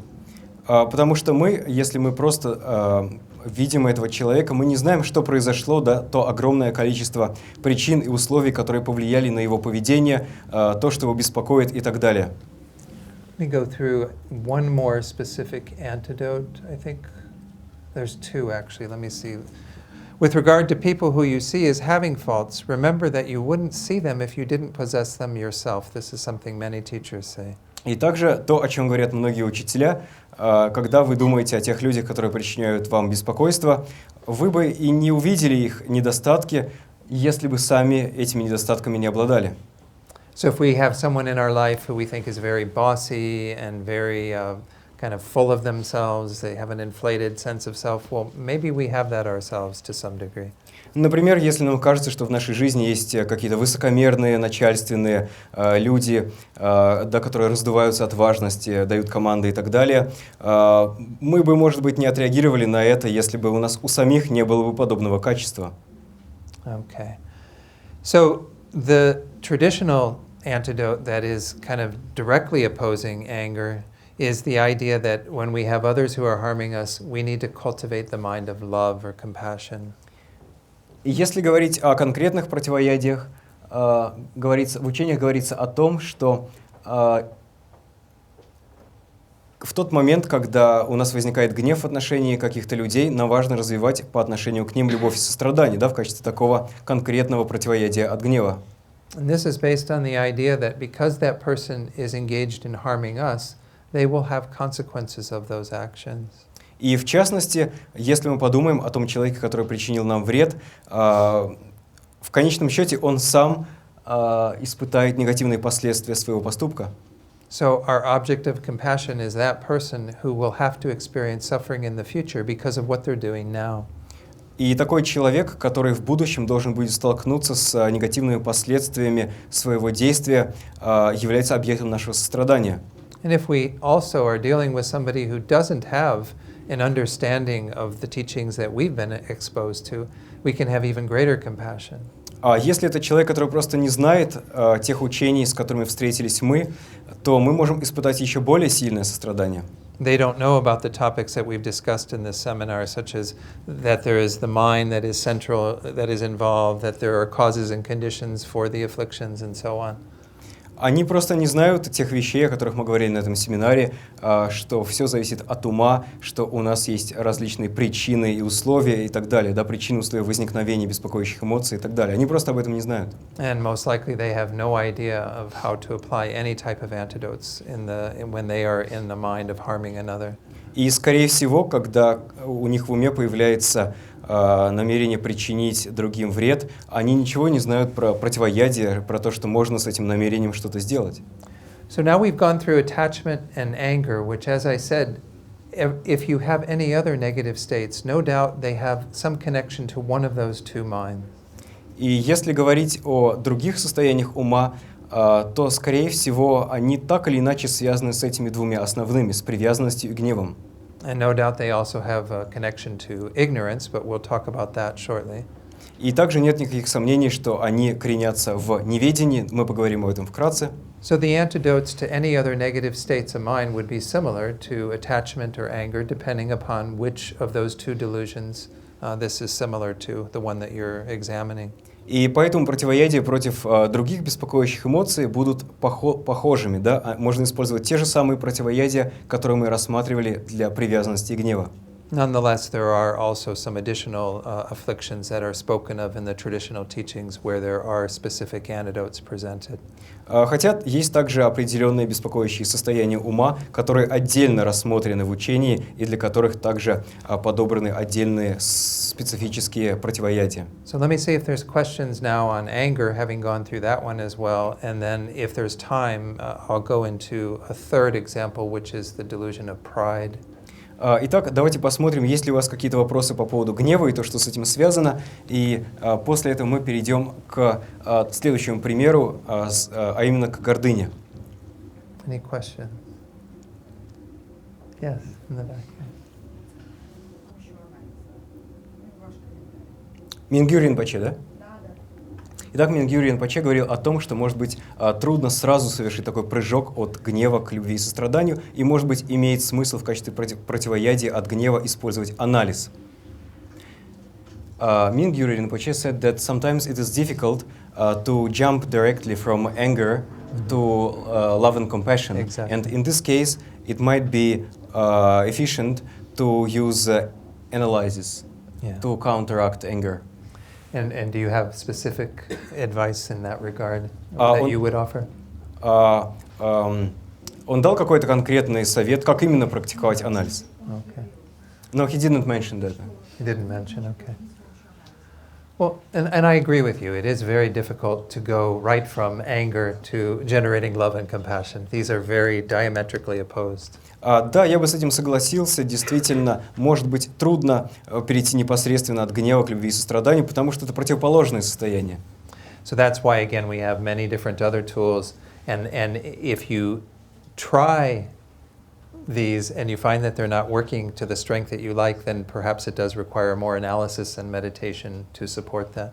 И вот почему у нас есть разные методы, разные инструменты. Если мы пробуем их применять и видим, что они для нас не работают, то мы можем пробовать другие методы, мы можем продолжать практику медитации, анализа и так далее. As an example, if you have someone in your life who is very problematic for you, gives you a lot of trouble. Например, в вашей жизни есть человек, который приносит вам много трудностей. When you sit in your meditation, calm the mind, but then visualize them in front of you. Вы можете сесть в медитацию, успокоить свой ум и представить этого человека перед вами. And begin to think about some of the ideas that we've discussed. И поразмышлять о некоторых из тех идей, о которых мы обсуждали. That this is a being who is under the control of their own delusions, their own negative states. Что этот человек находится под влиянием своих собственных беспокоящих состояний, своих собственных омрачений. This is a being who will be creating future suffering by what they are doing to you. Что этот человек накопит страдания, которые созреют в будущем из-за того, что он сделал с вами.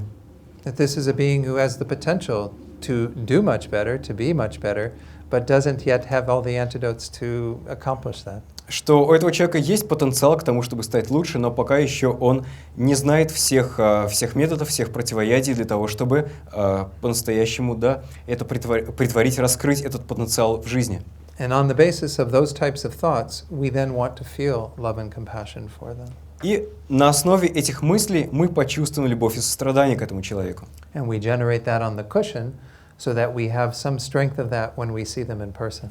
И мы сначала вызываем в себе эти чувства любви и сострадания на подушке для медитации, чтобы потом, когда мы увидим этого человека, мы уже были к этому готовы. But don't expect that you can do this just once. Но не ожидайте, что у вас это получится с первого раза. We can't turn around the mind so quickly. Мы не можем так быстро поменять свой ум. I sometimes talk about the Buddhist path in a way that might be kind of depressing. Иногда, говоря о буддийском пути, я объясняю так, что у других это вызывает уныние. But I do so because I think it's important to also be realistic. Но я делаю это специально, потому что мне кажется, что важно быть реалистами. In my estimation, it's like we are a boat on a very fast river. Мне кажется, что нас можно сравнить с лодкой, которая движется по очень-очень быстрой реке. And the first job is to turn the boat around against the stream.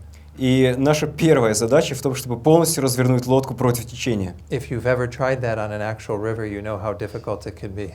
Если вы пробовали на самом деле это сделать на реке с лодкой, то вы знаете, как это трудно. because the force of the stream will keep you going in one direction. Потому что сила реки, конечно же, будет двигать вас дальше в том направлении по течению, да? But this is the first stage, is to go in the opposite direction. And then there will be the second one. Yeah, then I'll talk about the stream itself. Но это только первая задача, которая перед нами стоит, да, развернуть лодку. So after we've, to some degree, done that work, we have to make the water go in the opposite direction. А потом, развернув лодку в обратную сторону, нам еще нужно плыть в обратную сторону. Because the water is the force of our minds we've had since beginningless time. Но эта вода, да, это сила нашего ума, которая определенная инерция в нашем уме накопилась с безначальной жизни. Just a bit more realistic, but can be a little depressing. Поэтому, если мы будем реалистичными, это может быть таким депрессивным, да, мы можем почувствовать упадок сил. But that's why we have to be very patient with ourselves in this process of trying to introduce these different ways of thinking. И вот почему нам важно быть терпеливыми с собой в этом процессе, когда мы пытаемся освоить эти различные новые типы мышления. I can say from my own experience that it definitely does work over time. Я могу на своем собственном опыте сказать, что определенно эти методы работают по истечении времени, вы это видите. Not that I've done all that work, but that I'm confident that I can do that.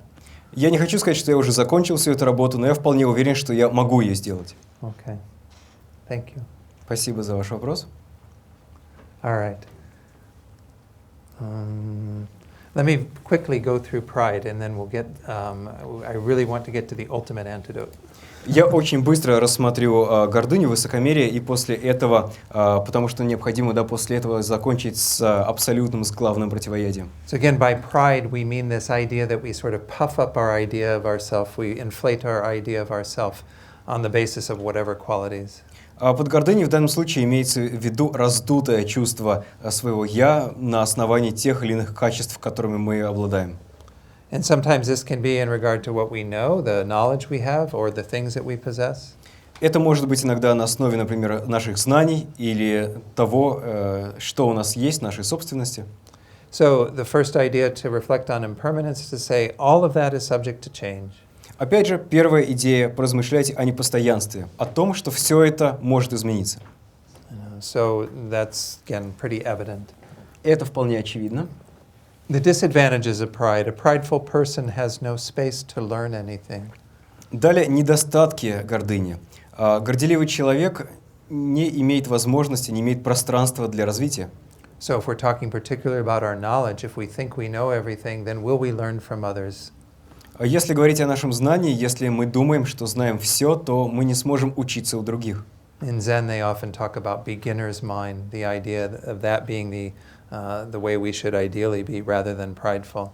И в дзене говорят об уме начинающего, да, что мы должны смотреть на себя как на начинающего, вместо того, чтобы гордиться тем, что мы многого достигли. We will never benefit from others that we can learn from if we still have pride.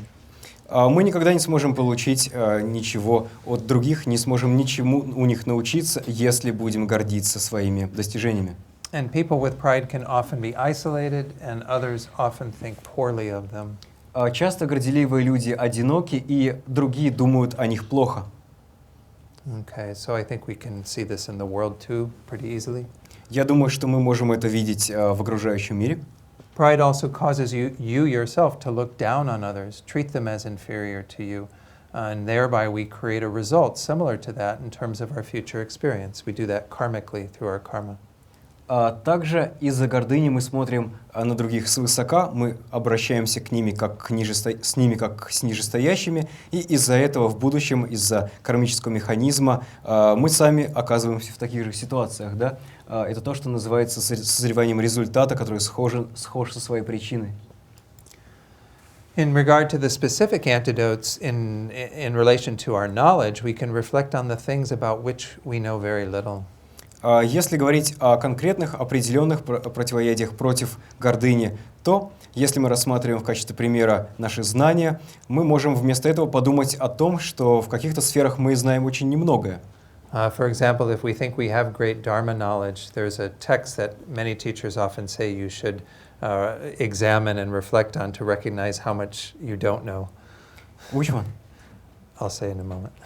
И учителя часто говорят, что если вы гордитесь своими познаниями в Дharме, есть один определенный текст, который вам стоит посмотреть, если вам так кажется, и вы поймете, что это не так. The one that is frequently cited is Abhidharma Kosha, the treasury of manifest knowledge. Его часто упоминают, это Абхидharma Коша, сокровищница проявленного знания. And I studied that text in the master's program, and it is very humbling. Я изучал этот текст во время своей магистерской программы, и могу сказать, что действительно я почувствовал себя значительно скромнее после этого. It's an encyclopedia of many, many different Buddhist teachings. Это энциклопедия огромного количества различных буддийских наставлений. And when you study it, you recognize how little you know. Когда вы изучаете его, вы понимаете, насколько мало вы знаете. And if we're talking about qualities that we're maybe prideful of, we can reflect on the qualities of others that we do not possess. Если мы гордимся какими-то своими качествами, то можем вместо этого поразмышлять о качествах других людей, которых у нас нет. Again, just to be more realistic, that our qualities are not that great if others possess more than ours. Тогда мы будем более реалистично смотреть на самих себя, мы увидим, что у нас может не быть каких-то качеств, которые есть у других. And the same could be said for so many other things that we might be prideful about. Это касается и множества других вещей, которыми мы можем гордиться. Okay. So again, how to apply temporal antidotes to other harmful habits? Recall impermanence, reflect on the disadvantages of those, and apply any specific antidotes. И точно так же, если у нас есть какие-то другие вредные привычки нашего ума, то мы можем противодействовать им точно так же. Мы вспоминаем о непостоянстве, мы размышляем о недостатках того или иного состояния ума и применяем конкретные противоядия против них. Okay, let's go on then to the third difficulty, which is the difficulty of eliminating the afflictions. Теперь давайте перейдем к третьей трудной тренировке. Это трудная тренировка по уничтожению беспокоящих эмоций. And this is where we undermine the afflictions through the ultimate antidote. Здесь нам нужно полностью подорвать, полностью вырвать с корнем эти беспокоящие эмоции с помощью абсолютного главного противоядия. So on the outline, there are two topics to discuss in regard to this. В нашей схеме здесь есть два пункта. So I'm going to try to cover the first one somewhat quickly, the process of ceasing the afflictions. Я вкратце объясню первый, это процесс укрощения беспокоящих эмоций. And then we'll go on to the second one, И перейду ко второму, which is the actual instruction on doing that. где говорится о конкретных наставлениях, каким образом мы это делаем. So every one of our negative states of mind, as I said, are rooted to some degree in the three root afflictions.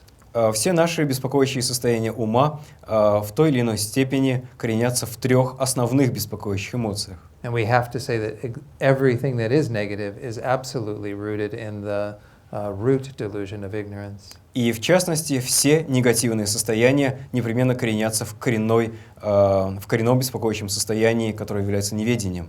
And recall when I talked about ignorance, I said that it is not just not knowing, it is an actual misknowing, a misunderstanding. Я упоминал о том, что неведение — это просто незнание, но и неправильное знание.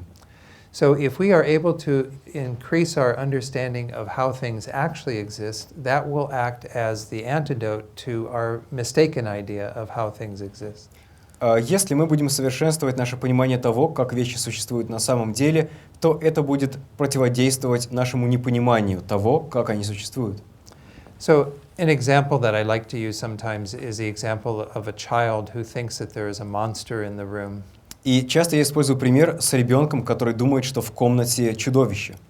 So every night when they get ready for bed, they get very frightened because they think that this monster exists. И каждый вечер, когда ребенок идет спать, он боится этого монстра, потому что ему кажется, что он на самом деле существует и где-то сидит в его комнате. So the antidote for that misunderstanding, that misknowing, thinking that there is a monster that exists, is to show the child that the monster doesn't exist. И противоядием от этого неправильного знания, от мысли о том, что этот монстр существует, является правильное понимание того, что монстра не существует. And you can do many other things to help them to not have fear, but until they are convinced that there is no monster in the room, they will still have the potential for fear. А вы можете сделать многое другое для вашего ребенка, чтобы он не боялся, но до тех пор, пока у него остается идея о том, что в комнате есть монстр, по-прежнему сохраняется потенциал. Он в любой момент снова может почувствовать страх. So what we have to do is to, for example, with that child, is to shine a light under the bed and in the closet and wherever there is a space where the monster could be and show that there is no monster. Мы можем, например, посветить фонариком под кроватью, в шкафу и так далее, чтобы показать ребенку, что в комнате нет монстра. And eventually the child will become convinced that that is the case, that there is no monster, and they will no longer have the idea that there is a monster. В конечном счете ребенок поймет, что на самом деле монстра в комнате нет, и это устранит его идею о том, что монстр в комнате есть. So in the same way, we have this belief in a monster that we call inherent existence or intrinsic existence. Точно так же мы верим в монстра, который можно назвать неотъемлемым существованием или внутренне присущим существованием. And this is the source of all of our fear and negativity. И эта вера и является источником всего нашего страха, всех наших негативных состояний. So in order to counteract that ignorance, in the end, we have to cultivate the wisdom that knows the opposite. И для того, чтобы противодействовать этому неведению, этой вере в этого монстра, да, нам нужно культивировать противоположность этого, то есть правильное понимание того, что на самом деле этого нет. So as Geshe Lungtap Sopa says in this short quote, ignorance acts as the basis for all the other negative emotions. It has the most far-reaching consequences, and it is the most difficult to remove. Как говорит Геше Сопа, неведение выступает основой для всех остальных, имеется в виду всех остальных беспокоящих состояний. У него самые долгоиграющие, да, долго идущие или далеко идущие последствия, и его труднее всего устранить. So Geshe Sopa goes on to talk about the analogy of a tree. И далее Геше Сопа приводит аналогию с деревом. That it's much easier with a tree to work on the branches, the leaves, and so on. But in order to get rid of the tree completely, you have to undermine the roots. Он говорит о том, что намного легче нам что-то сделать с листьями, с ветвями этого дерева. Но если мы хотим полностью избавиться от дерева, у нас нет другого выхода, нам нужно вырвать его с корнем, да, или подрезать его под корень. Unless we uproot the tree, we will continue to have that tree coming back again and again. Если мы не вырвем самый корень этого дерева, то оно будет появляться снова и снова. So therefore, we need to know how we can eliminate ignorance. Поэтому нам важно знать, как устранить неведение. And so his suggestion, he says, the antidote for ignorance is to study, contemplate, and meditate on the various aspects of dependent origination. И что он рекомендует? Он говорит, что противоядием от неведения является изучение, размышление и медитация на различные аспекты зависимого возникновения. So to point out how we meditate on dependent origination, I'm going to use this object. Can everyone see this? И для того, чтобы продемонстрировать, как мы медитируем на зависимое возникновение, я покажу это на примере прищепки, да, вот этого объекта. Все вы его видите, да? Okay, so what am I holding in my hand? Что я держу в своей руке? Монстр.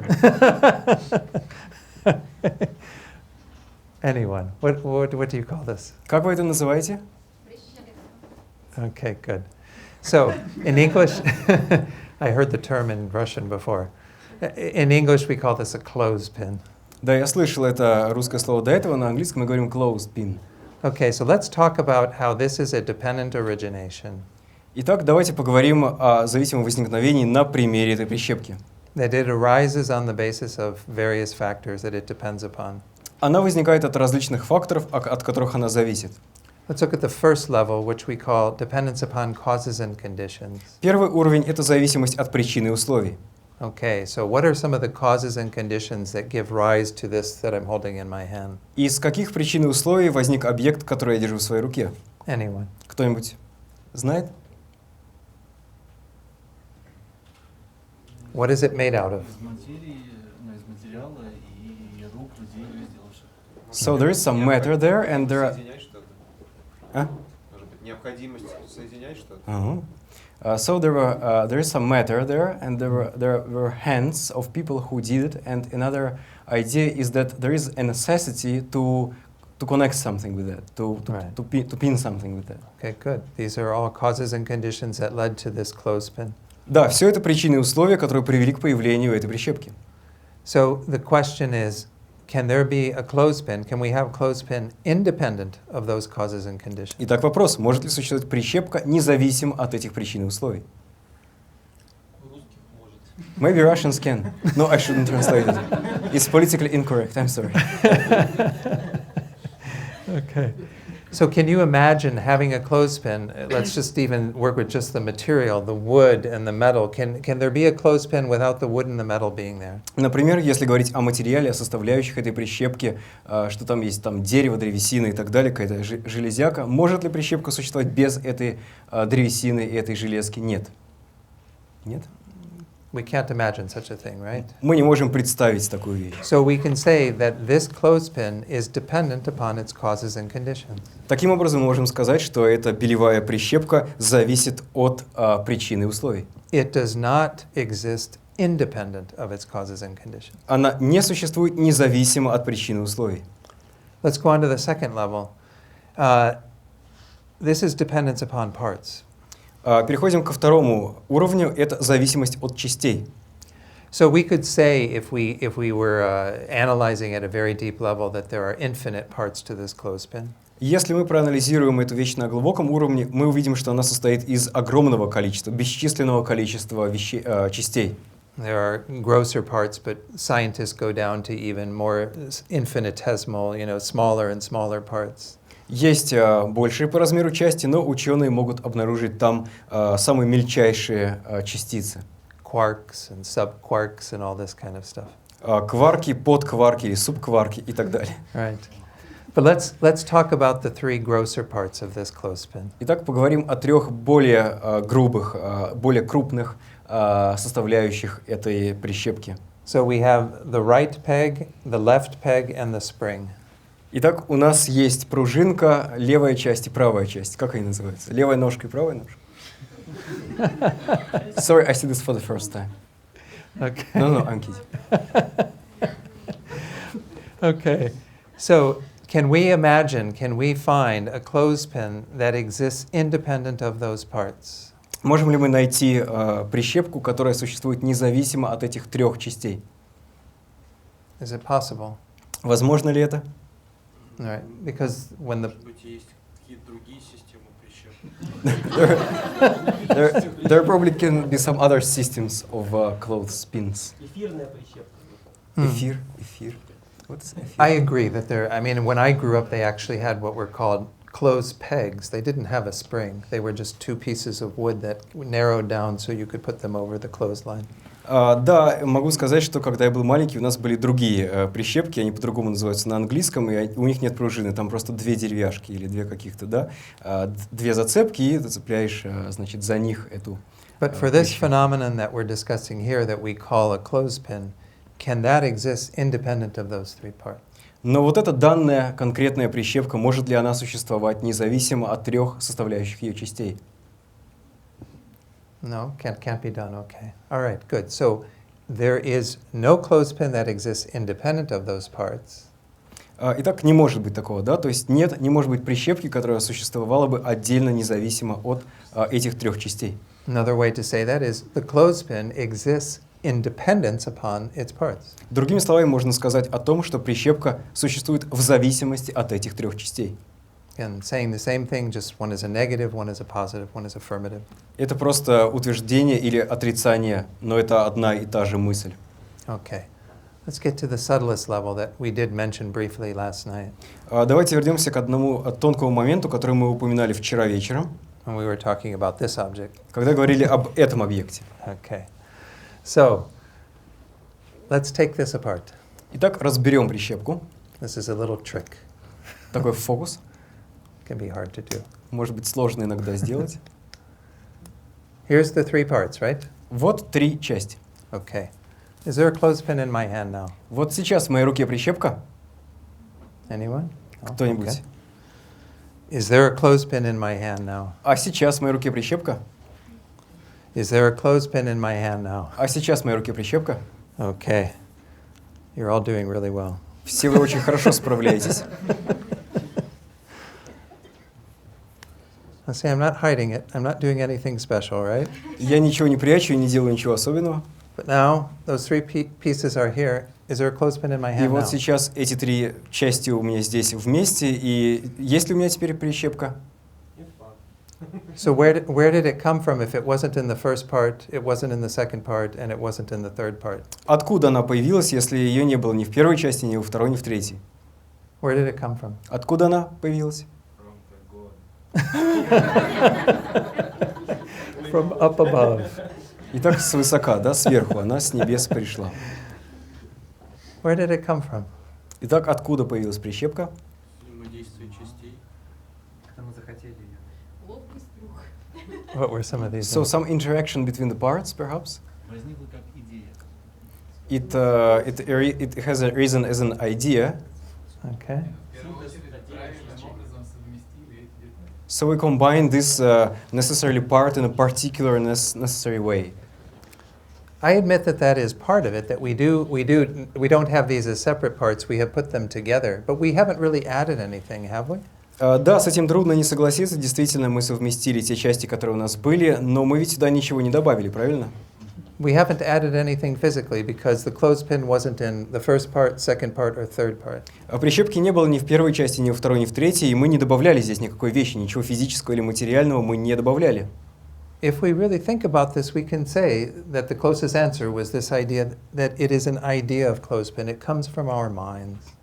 И с этой точки зрения, наверное, самый близкий ответ то, что это просто идея о прищепке, да, она появилась из идеи, то есть появилась из ума. We are the ones that create clothespin. Clothespin is not created from the side of these parts. Мы создаем эту прищепку, она не создается со стороны ее частей. At this third level of dependent origination is where we think about these parts as being the basis of imputation. И третий уровень зависимого возникновения, когда мы рассматриваем эти части, эти три части прищепки, как основу для ее обозначения. And clothespin exists in dependence upon our imputation of clothespin on this basis. И прищепка существует в зависимости от того, что мы обозначаем прищепку на основании этой основы для обозначения. Now, obviously, it needs to be a proper basis that is assembled in the right way and that has the function of holding clothes. Очевидно, это должна быть какая-то определенная конфигурация вещей, правильные части, и она должна выполнять функцию, что она должна удерживать, да, одежду. But again, none of that comes from the side of the object. That all comes from the side of our minds. Но все это не исходит со стороны объекта, все это исходит со стороны нашего ума. Again, so if we look at this third level of dependent origination, we can say that there is no clothespin that exists independent of the imputation. Поэтому с точки зрения этого третьего уровня зависимого возникновения не существует прищепки, которая была бы независима от приписывания или обозначения. And clothespin exists in dependence upon imputation. Другими словами, прищепка существует в зависимости от приписывания. So in this way, if we examine all phenomena, whether it be clothespins, or it be the person, or it be whatever, we find they exist in the same way. И какой бы объект мы ни исследовали, прищепку, человека или любой другой, мы обнаружим, что все они существуют таким же образом. There is a basis of imputation for the person, which is the body and the mind. Есть, например, основа для обозначения человека, то есть тело и ум. And there is the idea person that we label on this collection. И есть идея человек, которую мы приписываем на основании этого набора вещей. That is the way that we exist in the end. Вот каким образом мы существуем в конечном счете. Also dependent upon causes and conditions and parts, but the subtlest way is that we are merely designated, merely imputed. Да, мы также существуем на основании причины и условий, мы существуем на основе частей, но на глубочайшем уровне мы существуем, будучи приписанными, да, на основании приписывания или обозначения. And why we have to examine it not just with clothespins and other objects, but with the self, the person, is because this is the real root of our suffering.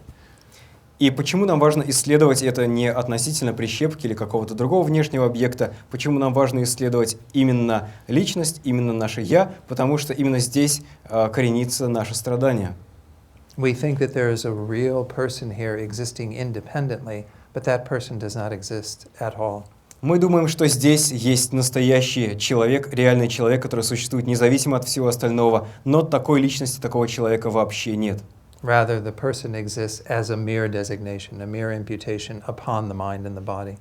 Вместо этого человек существует, будучи лишь обозначенным, лишь приписанным на основании тела и ума. So, by understanding dependent origination, we are understanding emptiness. Если мы понимаем зависимое возникновение, мы понимаем пустотность. Because emptiness is the lack, the absence of that independent person. Потому что пустотность — это отсутствие такого независимого ни от чего человека.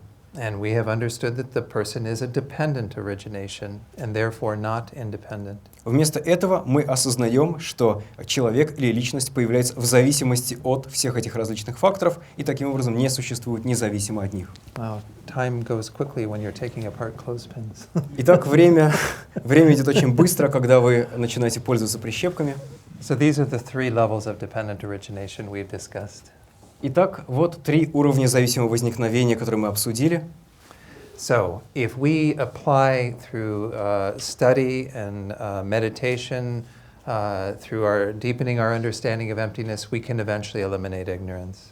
Итак, таким образом, если мы изучаем эту тему, медитируем на нее, и наше понимание становится лучше, да, наше понимание пустотности, зависимого возникновения, то мы можем в конечном счете полностью искоренить неведение с корнем. So how do we accomplish this third difficulty? The difficulty of eliminating the afflictions is by eliminating ignorance. Каким образом мы выполняем третье трудное упражнение, третью трудную тренировку полного уничтожения беспокоящих эмоций с помощью уничтожения неведения? And as Geshe Sopa pointed out, the most powerful way to undermine it is by realizing dependent arising, dependent origination. И, как говорит Геше Сопа, самый эффективный способ искоренить неведение — это осознать зависимое возникновение. That teaching is said to be particularly helpful because it allows us to continue to say that things do exist. They originate, they arise. Это очень полезное наставление, потому что оно говорит нам о том, что вещи все же существуют, они возникают. But they don't arise in this false way that we think that they do.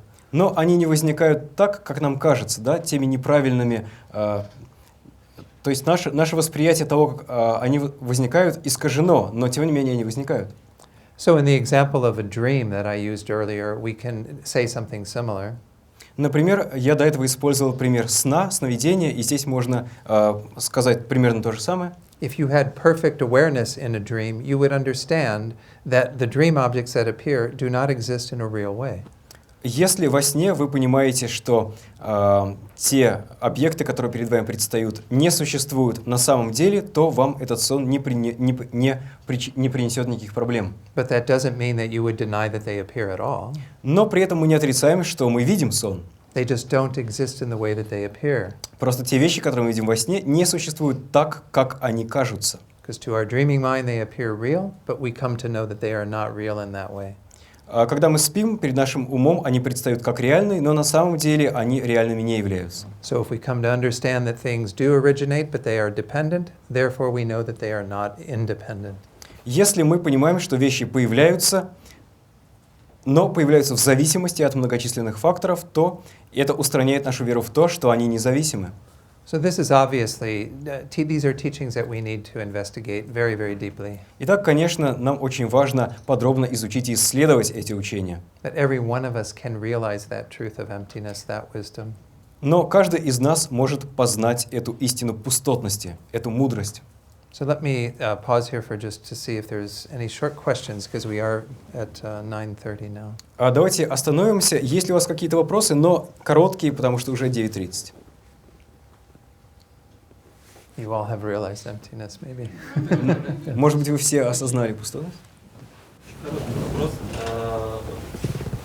Допустим, речь вот про, может быть, я немножко опоздал, да, не слышал. Вот если взять, допустим, тему страха и обратную тему, как вот страх и любовь, например, да, как разная полярность там, да.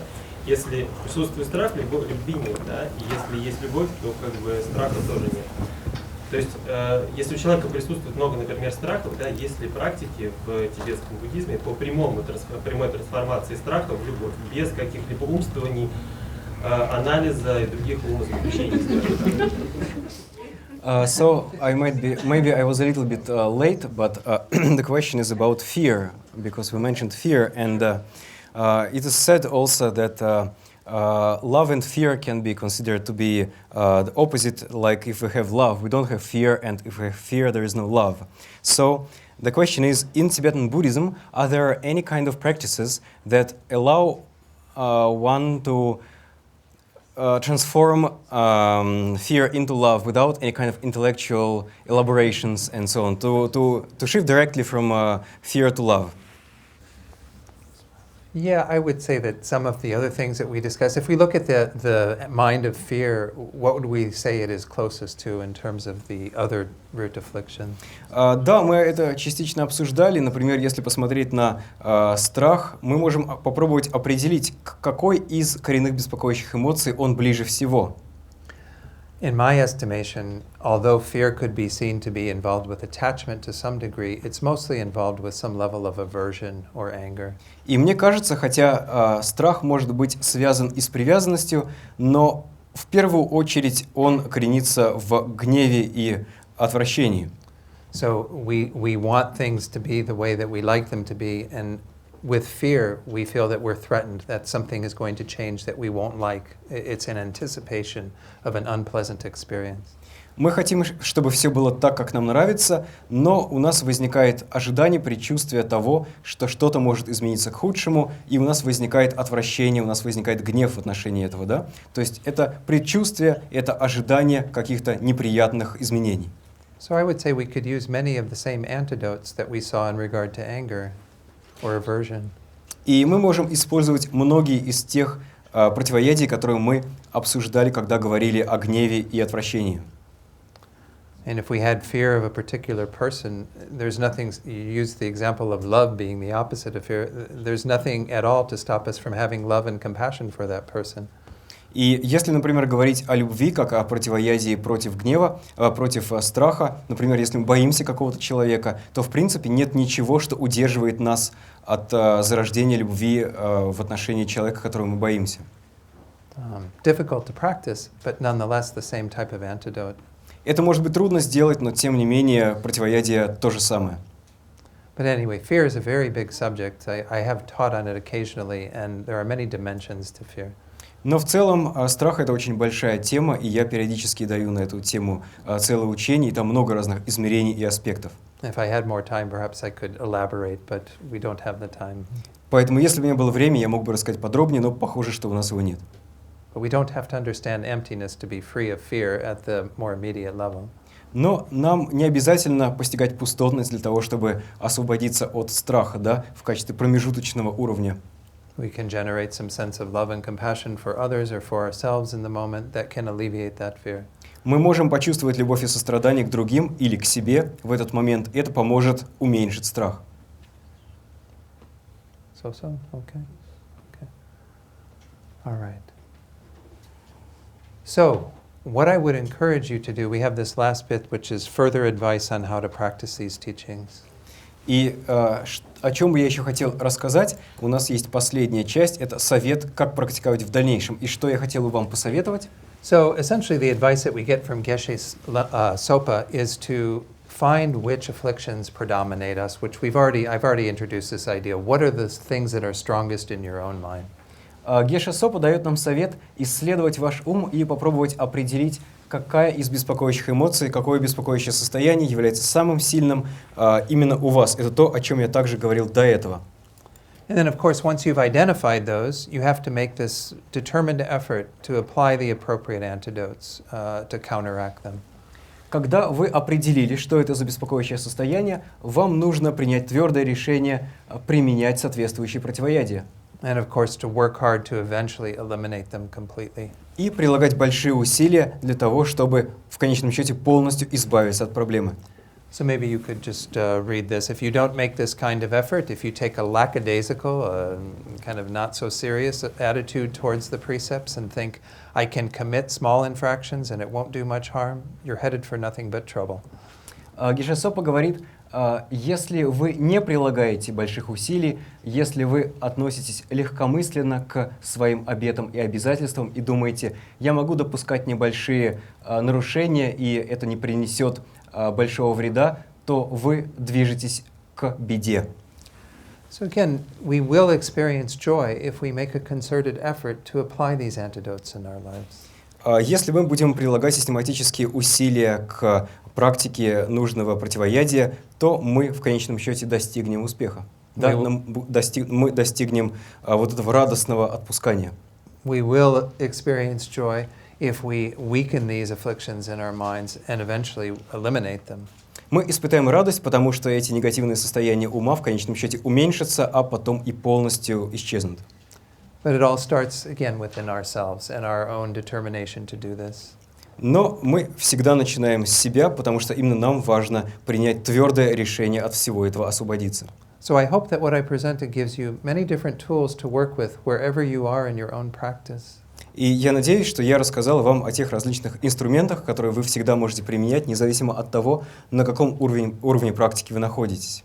And it's just different medicine that we take based on different things that we're trying to correct and address. Это различные лекарства, которые мы принимаем, если нам нужно справиться с той или иной проблемой. But again, to have that recollection that the final medicine, the ultimate healing will happen when we are able to cultivate the wisdom of emptiness. Но нам важно помнить о том, что окончательное излечение случится только тогда, когда мы сможем раскрыть мудрость, которая постигает пустотность. So my own advice in terms of realizing emptiness, as I said earlier, was certainly to study and reflect, meditate on emptiness a lot. И мой собственный совет будет заключаться в том, что если вы хотите постичь пустотность, изучайте, размышляйте и медитируйте на эту тему, на тему пустотности, как можно больше. But in particular also to rely upon spiritual guides who have deeper awareness of emptiness than, for example, I possess. И в частности, опирайтесь на духовных наставников, которые обладают более глубоким постижением пустотности, чем, например, я. If you are in the presence of great teachers such as Lama Zopa Rinpoche, His Holiness the Dalai Lama, many other teachers, you will find that there's something else that they know about emptiness that I don't. Если вы окажетесь в присутствии Ламы Сопа Ринпоче, его святейшества Далай-ламы или множества других великих учителей, вы обнаружите, что они знают о пустотности намного больше, чем я. And it is important to learn emptiness from teachers who have that realization. И очень важно изучать пустотность с теми учителями, которые обладают такой реализацией. So that would be my own advice, is to seek out teachers who have that qualification. Поэтому мой совет в том, чтобы найти учителей, обладающих такими качествами. And then just pursue and continue to not give up, and eventually you will achieve that final cessation. А потом просто продолжайте, не сдавайтесь, и в конечном счете вы достигнете прекращения, да, или освобождения от этих негативных привычек. Okay, so in order for everyone to get out of here, I'm sorry I kept you 10 minutes later. Let's do our dedication and conclude. Итак, перед тем, как мы сможем пойти домой, извините, что я вас задержал, давайте сделаем посвящение заслуги. So in our own hearts now, we dedicate for the welfare of ourselves and all sentient beings. Итак, мы в нашем сердце зарождаем такое желание, пусть эта заслуга будет посвящена, принесет благо всем живым существам. Think very strongly that through the force of everything we've done here tonight, may we ourselves attain enlightenment and lead all sentient beings to that state. Мы думаем, пусть благодаря тем усилиям, которые я приложил здесь, пусть я сам достигну просветления, и пусть его достигнут все живые существа. We can also dedicate for those spiritual guides who have that knowledge that we seek. Мы также можем посвятить заслугу тем духовным наставникам, которые могут вести нас к постижению пустотности. Recognizing how much we need them in our lives for that instruction, we make strong prayers for their good health and long lives. Осознавая, насколько мы в них нуждаемся в нашей жизни, на нашем духовном пути, мы делаем пожелания, чтобы их здоровье было хорошим и жизнь долгой. So you can think about His Holiness, you can think about Lama Zopa Rinpoche, you can think about whatever teachers that you and others have in their lives. Вы можете подумать о Ламе Сопе Ринпоче, о его святейшестве Далай-ламе, о любом другом учителе, о любых других учителях, которые есть в вашей жизни или жизни других людей. I think that you want them to remain in this world very long so that we and others can benefit from their presence. Пожелайте, чтобы они оставались в нашем мире очень долго, чтобы и мы, и другие смогли получить огромную пользу от их присутствия. Then it's also useful to dedicate for those beings whose situation moves us at this time. Также полезно посвятить заслугу тем людям или живым существам, чья ситуация затрагивает наше сердце сейчас.